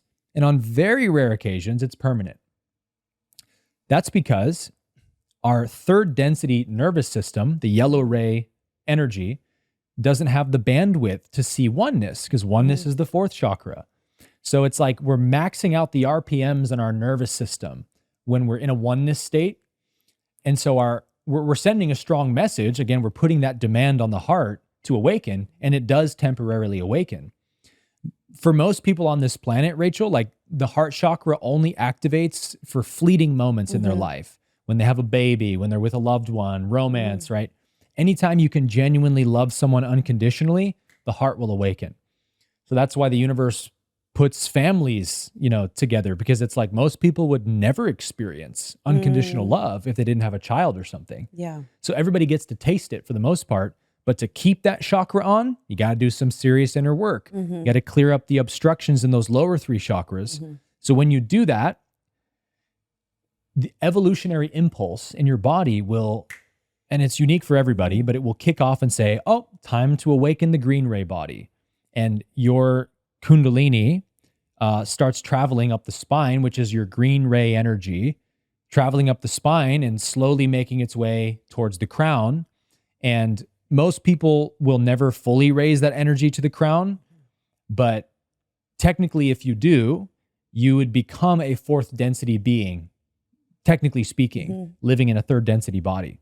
So that's like the highest goal that's available. What I teach in 40U is like, look, don't worry about needing to raise Kundalini all the way to the crown. Let's just get it into the heart chakra and know that we're going to graduate. And whatever ascension we gain after that is like bonus. But this is our threshold, is we've got to learn how to live from the heart. And when you awaken Kundalini, it kind of forces you to have to do that, right? Yeah. Because it brings up all the shit, all the blockages, all the traumas, and you got to face things that you've never faced before. And the only way to heal them is by facing them with love. So it's like Kundalini starts throwing everything in your face. And this is why I, again, made these videos, is because in 21, I went through this process. And I had known of Kundalini, obviously, but I didn't really know much about it. And I started having a very classic, it's called a Kriya, which is like a symptom of Kundalini.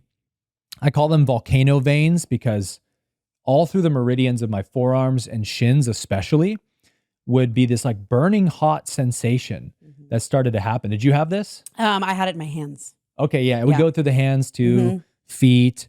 But I had this so bad that if I ever sat still for a few minutes, it would start to heat up. And it wasn't like painful, but it was extremely uncomfortable because it's like all you can think about. Your arms are on fire, your legs are on fire. So I'd get up and walk around my house to like burn the energy off. And only through movement, like doing push-ups or something, could I get it to dissipate. So like every night for months, I was waking up at like 1 a.m., 2 a.m. with my whole body burning with these volcano veins. And I get up like, oh man, and I'm walking around my house trying to calm the energy down. And I eventually was like, this has to be a Kundalini thing. I don't know what else this could be. Okay, so you didn't know it was Kundalini when it was happening to you at the time. Not right away. That's what happened to me, and it freaked me out. Okay. Did it freak you out, or did you like know that did you think something was physically wrong with you? Because that's what I thought.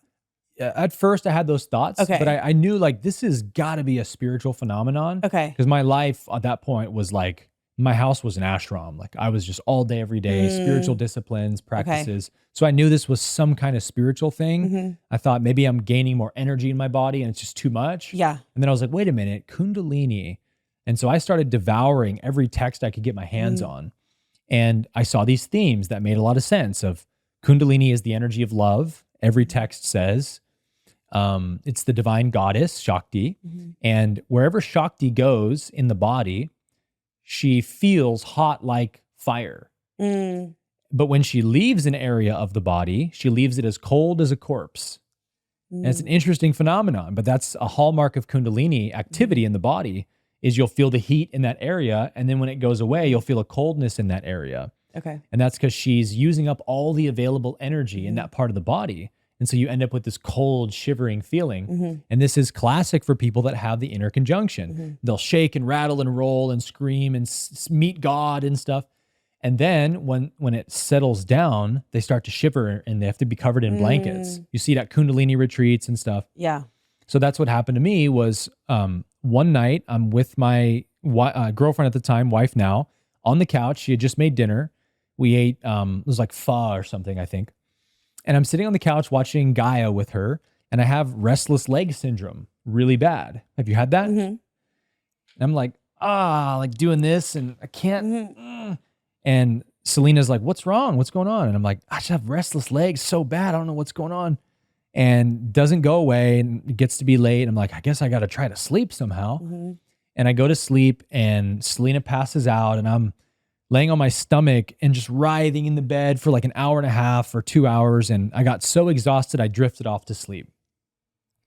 And then I wake up with this feeling of like a fire hose being attached to the bottom of my spine and just blasting energy through my spine up my crown. And I'm looking down this portal, this energy portal in my mind's eye. And I'd probably only seen a picture of Shakti once or twice in my life. I would have said probably like, I know that she has like 4 arms, maybe 6. I think she's blue. That's about all I would have given you. But in this portal, I saw Shakti in her perfect Hindu form with glowing, piercing eyes, 6 arms, the jewelry, the bright indigo blue color. And she's speaking to me psychically. And I'm just actually blown away that I'm seeing a Hindu goddess exactly the way that she's depicted. And my mind is like, do you actually look like this? Or, why are you appearing to me like this? But we have this amazing communication and she explains things about my own life, my healing path, the spiritual journey, and gives me great encouragement. It all happens like that. And then I'm dropped back into my body and I'm just like trembling in awe of the experience. And then the coldness hits and stuff. So that's when I knew, oh, that was definitely a Kundalini awakening.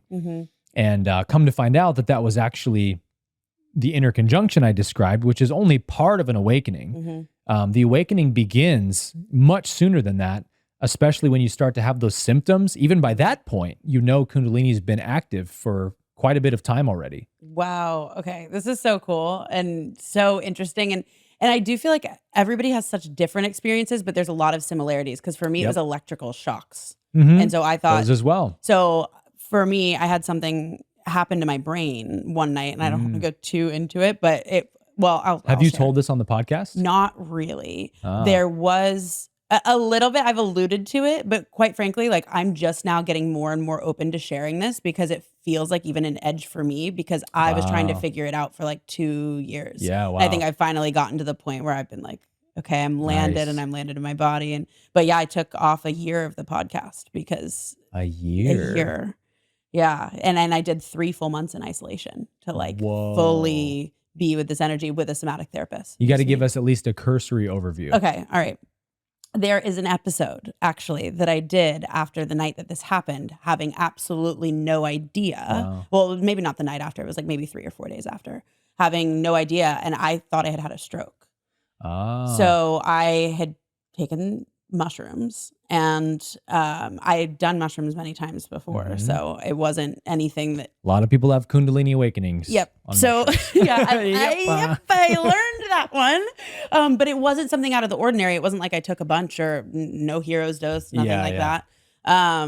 Just like a regular, almost kind of micro dose. Casual amount. Casual. Was going to have an evening with some friends and ceremony, like not a big deal. Yeah. But we were out at a spiritual kind of like festival, grassroots. Okay, so you were around a lot of energy. Yes, yeah. We were camping, and it's in the middle of the night, and we're very far away from our cars. And I had something pop in my brain, and fluid went all through my brain and out my nose. No way. And so I sat up and was like, "Am I okay?" And then did you hear or feel the pop? Felt it. Wow. It was very, very specific. And when it popped and the fluid I'm like, all right, you guys are getting the story. the fluid went through my brain and everything went fully rainbow. I saw it was as if I saw auric fields everywhere. And then it went and it came back You saw in. what the 4th density ETs see. Is it okay? Really? For sure. At least part of what they see. Yeah. It was like everything was rainbow and it was like you would have an aura with many colors extending, but it was everywhere. And I was out by a fire and everybody's chanting and like banging drums and playing all of that. And I was laying in the grass and I wasn't doing anything. I was laying with the man that I was seeing at the time. And it was like pop, fluid, everything, rainbow, all of it. And I mean, this was like, again, it was not like a normal mushroom trip. I know a normal mushroom trip.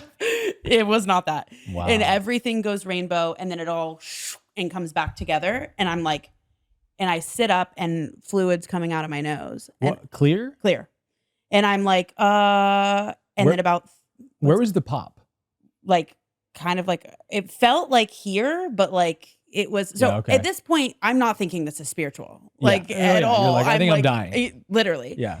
And about 30 seconds later, I lose the ability to speak completely. Wow. Yeah. So I had like full stroke like symptoms, but I was completely coherent.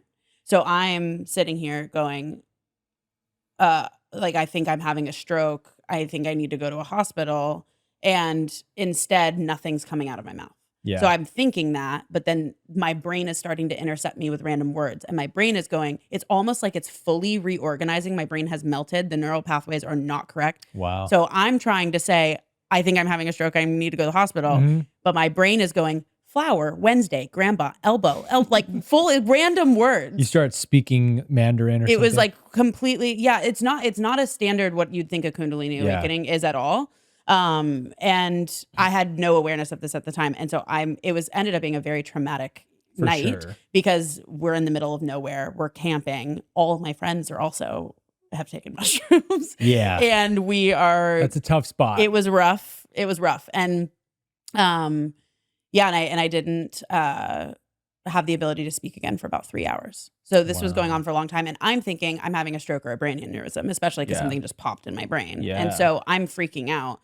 I do end up going to the hospital, and I was on the phone with a guy it was my friend who I was with. Her father happened to be a very well-known stroke doctor. Oh, wow. So we're on the phone with him, and he's listening to me because I could get I turned like fully feral. I like something like the will to live kicked in really, It does. Yeah. And it was like my level of strength was insane in those moments. And a lot of things transpired, but basically I'm on the phone with him and I'm like trying to capture one word at a time to try to, I'm typing in my phone, telling them what's happening. Yeah. Wow. And he's like, I can hear her. She's having Broca's aphasia. You are having a stroke. It's the left temporal lobe of your brain, and you need to get to a hospital right now. And so it was like fully clear I'm having a stroke is like what we're thinking. Yeah. And I go to the hospital. They scan my brain, and they're like, no, you're completely fine. And I'm like, no, I'm not. At this point, I can speak, right? And again, not thinking this is Kundalini, not thinking this is anything at this point. I'm just like, something's wrong with my brain. And they're like, no, nothing is wrong with your brain. You're tripping, go home. And I'm like, yeah, fully. Yeah. So now I'm like, no, something really happened to me. And now I'm on my own because, they're like, follow up with a neurologist. So I do. Go to every neurological doctor, try, like get every test you can do, every brain scan, everything. I'm like, come back so healthy, flying colors, everything's completely fine. But ever since that night, I didn't put two and two together, but at the time, but now looking back, it took a couple months for me to realize, but basically ever since that night when I would start falling asleep. And then as I'm falling asleep and I'm going into that like theta state when my mind is relaxed, like right before you're about to fall asleep, I'd get an electrical shock up my spine and I'd be like, and then I'm like grasping and like, am I okay? Am I okay? Like, and just like be breathing. And I'd get it maybe a couple times. Like it would happen almost every single night to the point where I was scared to go to bed. And I didn't correlate it to that night until later. Yeah. And at the same time, about 3 weeks later, I end up going to a retreat. I'm like in kind of like more the shamanic realm work for the first time. And I'm realizing I'm starting to feel energy in a different way. And I'm starting to like sense other people and it like things are happening and it's weird, And a few months later, I end up pausing the podcast. I moved to Austin and I'm still working at this point. But there was just many, many things happened over the 9 months. I'm going to cardiologists. I'm like feeling like something's squeezing my heart. I'm like any relationships that I was in that weren't right were like falling away. I'm like suddenly my body. Yeah. Like everything is like, and I enter my Saturn return. So all of this is happening at one time. That might have been what caused it. I don't know what it was. But I have some theories that I won't even go into now, but like it just, all of this stuff is happening. My body is becoming like fully a receptor for like, I'm sensing energy. Like I'm getting shocks up the left side of my head, the right side of my head. Like, and then all of a sudden I'm hosting a retreat and I have this experience where I'm in a breathwork session and all of a sudden the heat from probably here down is like, I have this experience of like becoming fully empty.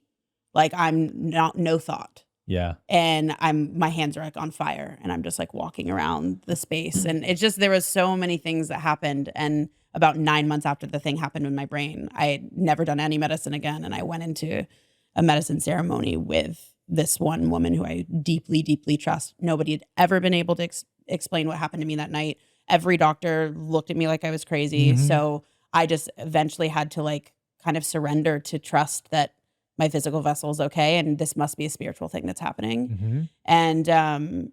And I go into this medicine ceremony and I share with her, I'm like, I'm a little nervous about doing any medicine because something happened to me last time I did. So I don't know what I'm feeling about this. And she said to me, oh yeah, was your brain intercepting you with like random words? And I was like, whoa, what? How did you? No one's ever said this to me before. Tapped. Yeah. And I was like, oh, yes. How did you know? And she was like, because it happened to me too. And then and then she explained, I told her about the pop in the brain, and she said, and I'm still open to interpretation on this. I still don't fully know what happened that night. But, I've got some insights for you. Okay, great. Please share. But she thought it was maybe cerebral spinal fluid, and she was like, Rachel, you had a Kundalini awakening. And I like drop to my knees. My whole body gets chills and I just start bawling because I could feel the truth of it. Resonance. Yeah. Like it was really true. And I've been on a journey ever since. I went into isolation shortly after that. That's an intense one. It was really intense. That's an intense awakening. Yeah. It wasn't easy for sure. Wow. Yeah. So many thoughts while you're talking. Okay. Everything you shared is so classic for a Kundalini awakening. Okay. So Kundalini Awakening can also be described as a purification process because just like our planet has to do the shadow work to heal and purge all the third density karma before we can graduate to the fourth, we do that individually too. So if we want to awaken the heart, and it seems to me to be this way, that when you put enough demand on the heart chakra through whatever, you're going through a spiritual awakening, you're practicing devotion, whatever, meditating every day, people arrive at this awakening process in different ways, but it's all through the same means of putting that stimulus on the heart. And it's almost as if once you do, there's no going back. Like the universe sees you as, okay, you've made your choice. It's over. Now you have to go through this whole process. There's no going back. Because I've never heard of anybody who could reverse a Kundalini awakening. Yeah. And all the texts, all the ancient texts, the sutras, the tantras all say, it isn't reversible. So you might as well just freaking saddle up and get through it. And one of the purifications that Kundalini does is not just spiritual, but physical. And in Hinduism, they talk about the four bodies of consciousness. The gross body is the first one. That's the physical body. The subtle body is the second one. That's the mental body. But mental also means my energy. So my 7 energy centers, Hinduism considers that my subtle body. Because really we think the mind is up here, but the mind is your 7 energy centers, right? Because they each represent a different aspect of your psyche. Yeah. And they get filtered through the brain, but the origin is the chakras. So when you go through this awakening process, Kundalini has to burn out everything that's not fourth density in you. And this, for many people, takes years of their life to go through this. Sometimes it's only a few months. In my case, it was only a few months. But it can happen physically or subtly, meaning you'll have mental purification going on and physical purification. Some people go through in super intense physical detoxes where their whole body will break out in rashes. And it's like whatever latent diseases or issues your body had that it was like kind of masking from you seeing, Kundalini heals them by bringing them up. And so it's very common that people think that their body's breaking down or they're getting a disease or whatever. It's actually a healing process of Kundalini purging that energy out of the body or that karma. So my theory for you to chew on after this podcast is that I bet you had some kind of karma for a stroke, and maybe you would have had that stroke at 75 years old, you know, but it was in there in potential, and Kundalini went through and went pop and just like got rid of it. And so you had to experience some of the effects of a stroke to get it out. Wow. Because feeling is healing. Yeah. But it wasn't an actual stroke. It was a healing of your stroke karma that you were carrying. Wow. Okay. Yeah, I could totally see that. That's really interesting. And as you're talking as well, the physical component of clearing is very resonant to me because, I mean, I don't know if I mentioned it when we were rolling or if I said this before, but I think I did. Like a big part of my story, which everyone knows when they listen to my podcast, is that I was really deep in drug and alcohol abuse for many years. Just as a party, I was a partier until I was You're maybe an average American Yep. 16-year-old. 22 until I was 22-year-old. about 22, 23. But I was really not kind to my body in those years. Yeah.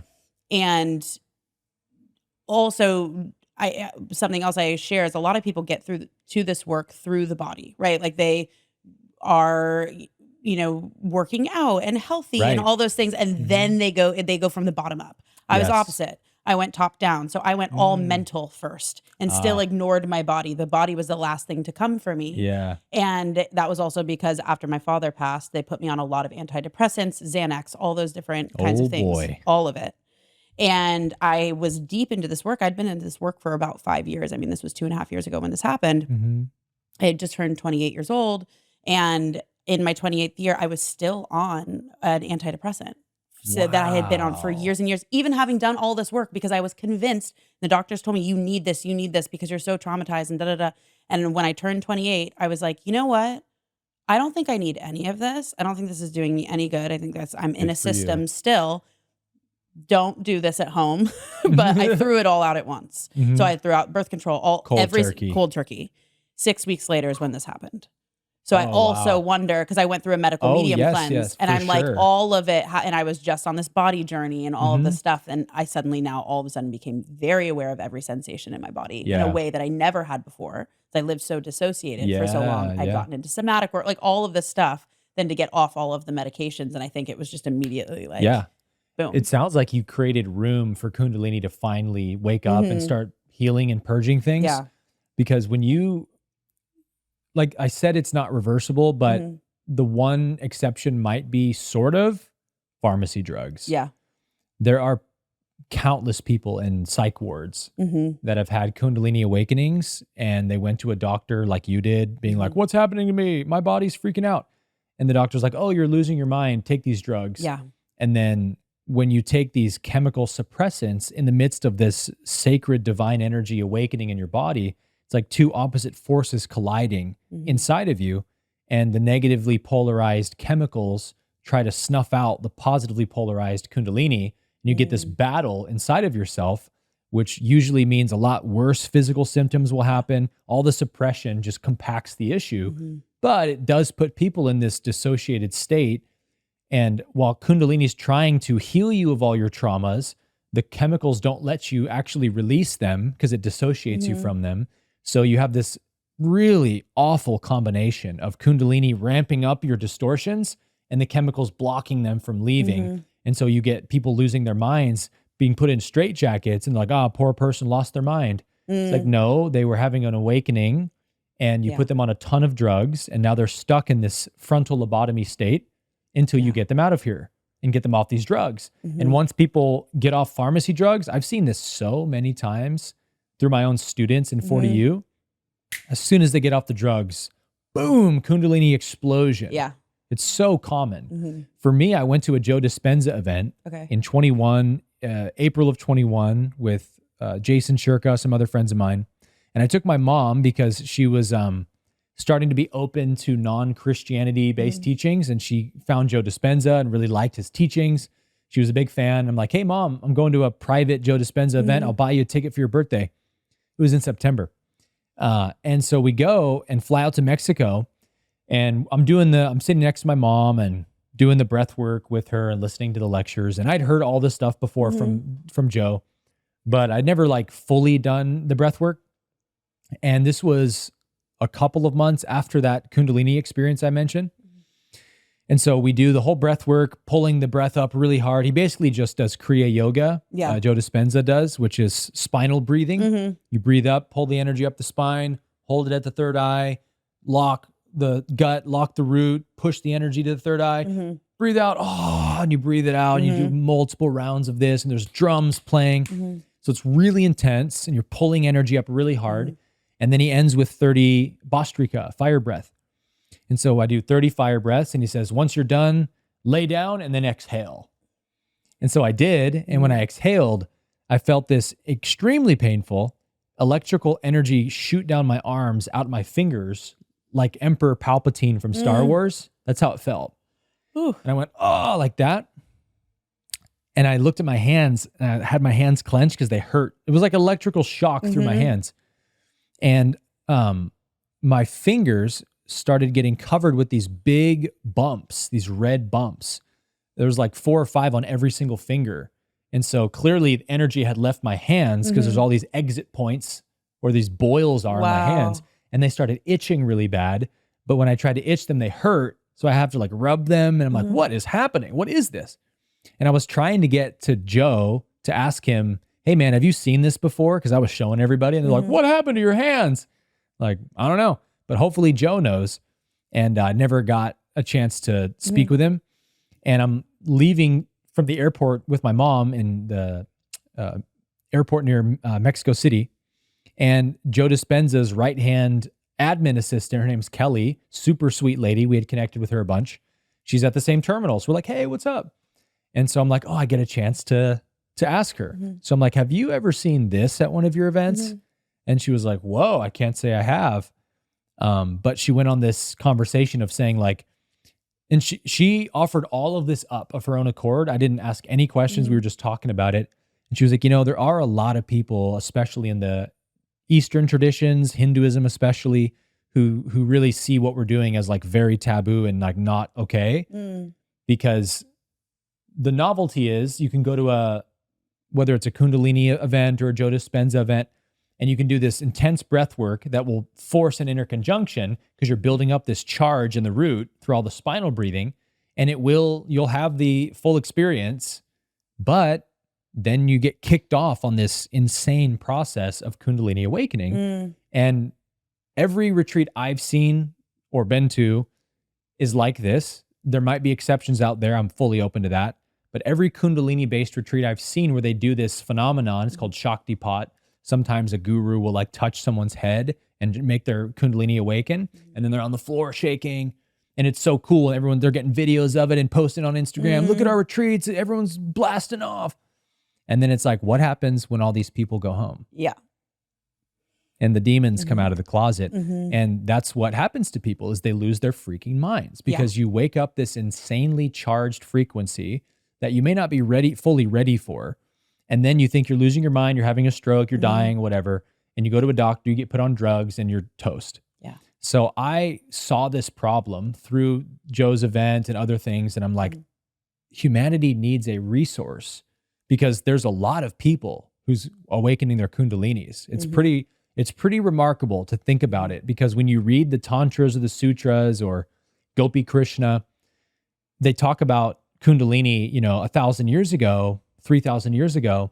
And they're like, this is a extremely rare event that happens to almost nobody, but it is possible. And it's called Kundalini Awakening. Yeah. And I'm like, that happens to like everybody I know. Yeah, I know. Like everyone's Kundalinis are awakening these days. Yeah. So it's more and more common, and that's because our planet's upgrading, right? So if our planet's going to the 4th density, as Ra says, it makes sense that all of our individual bodies are trying to go there too. Yeah. Because we are the planet. We share an energy field. And so the heat, the spiritual temperature on the planet is getting turned up as the planet's going through this ascension. And so people's Kundalinis are popping off, especially they go to these retreats and they're doing this breath work. But does anyone know how to manage it and self-regulate it? Almost nobody. Yeah. I sure didn't. So through all the literature I'd consumed, all the practices I had done, I started creating a program called 4th Density Ascension Protocol, 4DAP, I call it, in 4DU. And it's a 12-week program that like walks people through how to self-facilitate a Kundalini awakening slowly and gently, not all at once. Yeah. Because it's just, you can do that, but it's not the smartest approach. I do not recommend. Yeah, don't recommend. 10 out of 10, don't recommend.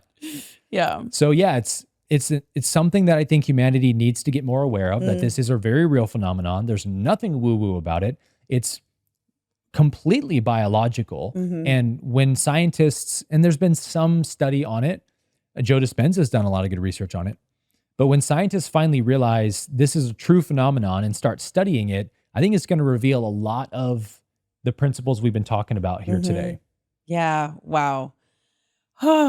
It's wild. And it is wild. So many people that I haven't talked about it on the podcast, but like in our greater community and friend group and circles. And I mean, I always tell people be careful trying to like force yourself to do it and force yourself to awaken it. And like, to your point, it's not a novelty. I'm like, don't try to just like, can I squeeze up the spine and all of that and go to these classes that promise like, you know, awaken your Kundalini. I'm like, we need the resources to be able to hold ourselves. Can your nervous system hold it? So I love that you're creating that and the resource. I think that's so important. And it is wild the amount of people I talk to that have had some type of mystical experience, Kundalini experience, and they all tend to be different with similarities. Yeah. Like some of them are very spontaneous like mine, or you know, some are more some gradual. people fall off horses or motorcycles, or they fall down the stairs.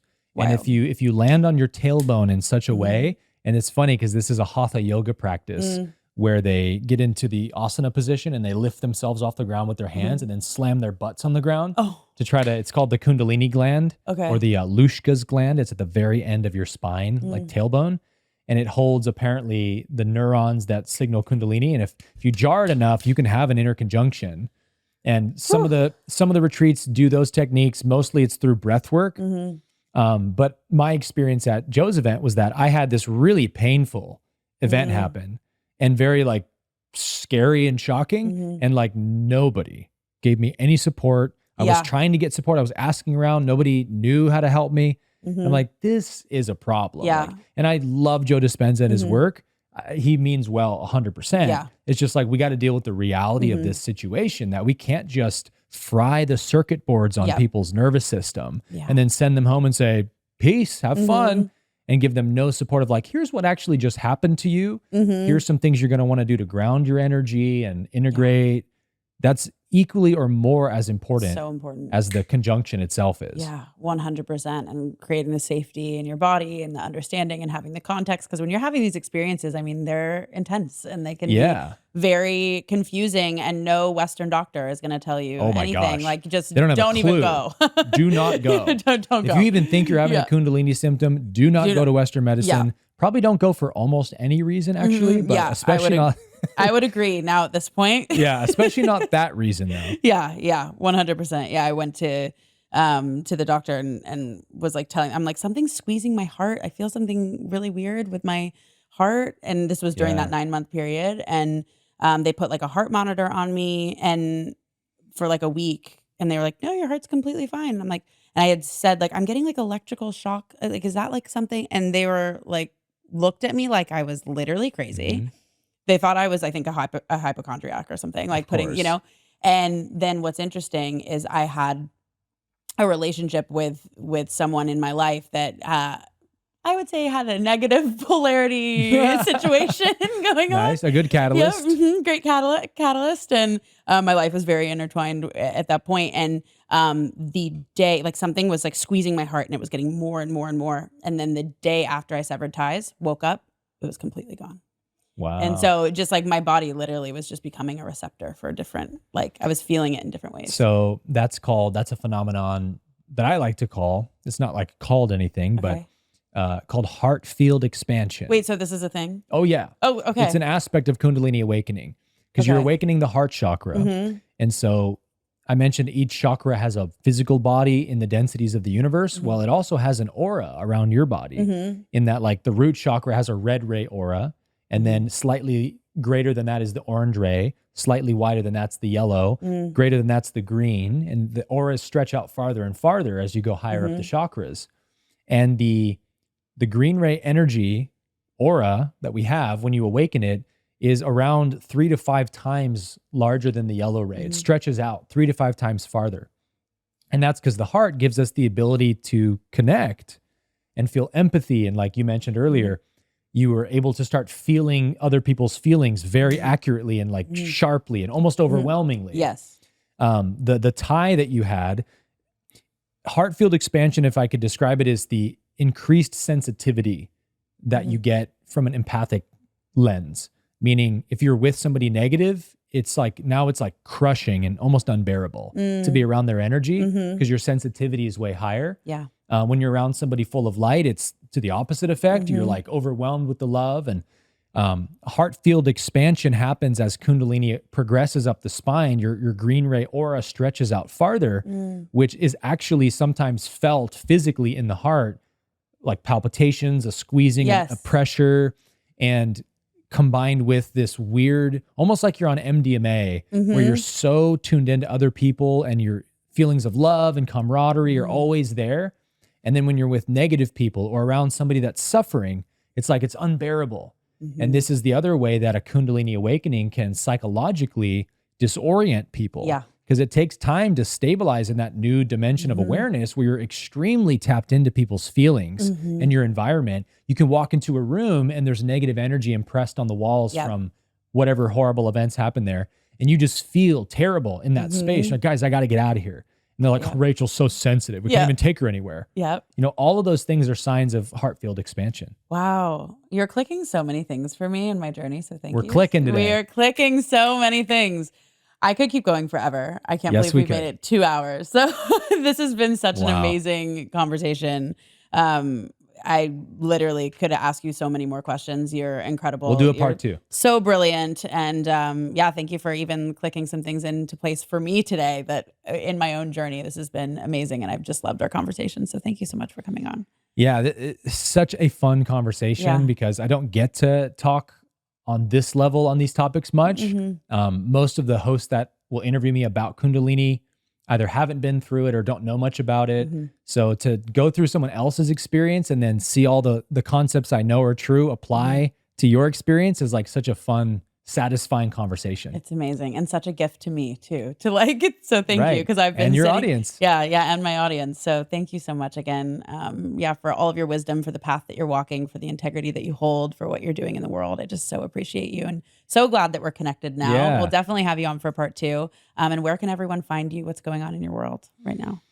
It's super simple. I'm Aaron Abke everywhere. So aaronabke.com, Instagram, YouTube, easy. Great. Well, we will put it in the show notes for all of you guys. Thank you again, Aaron, for coming on.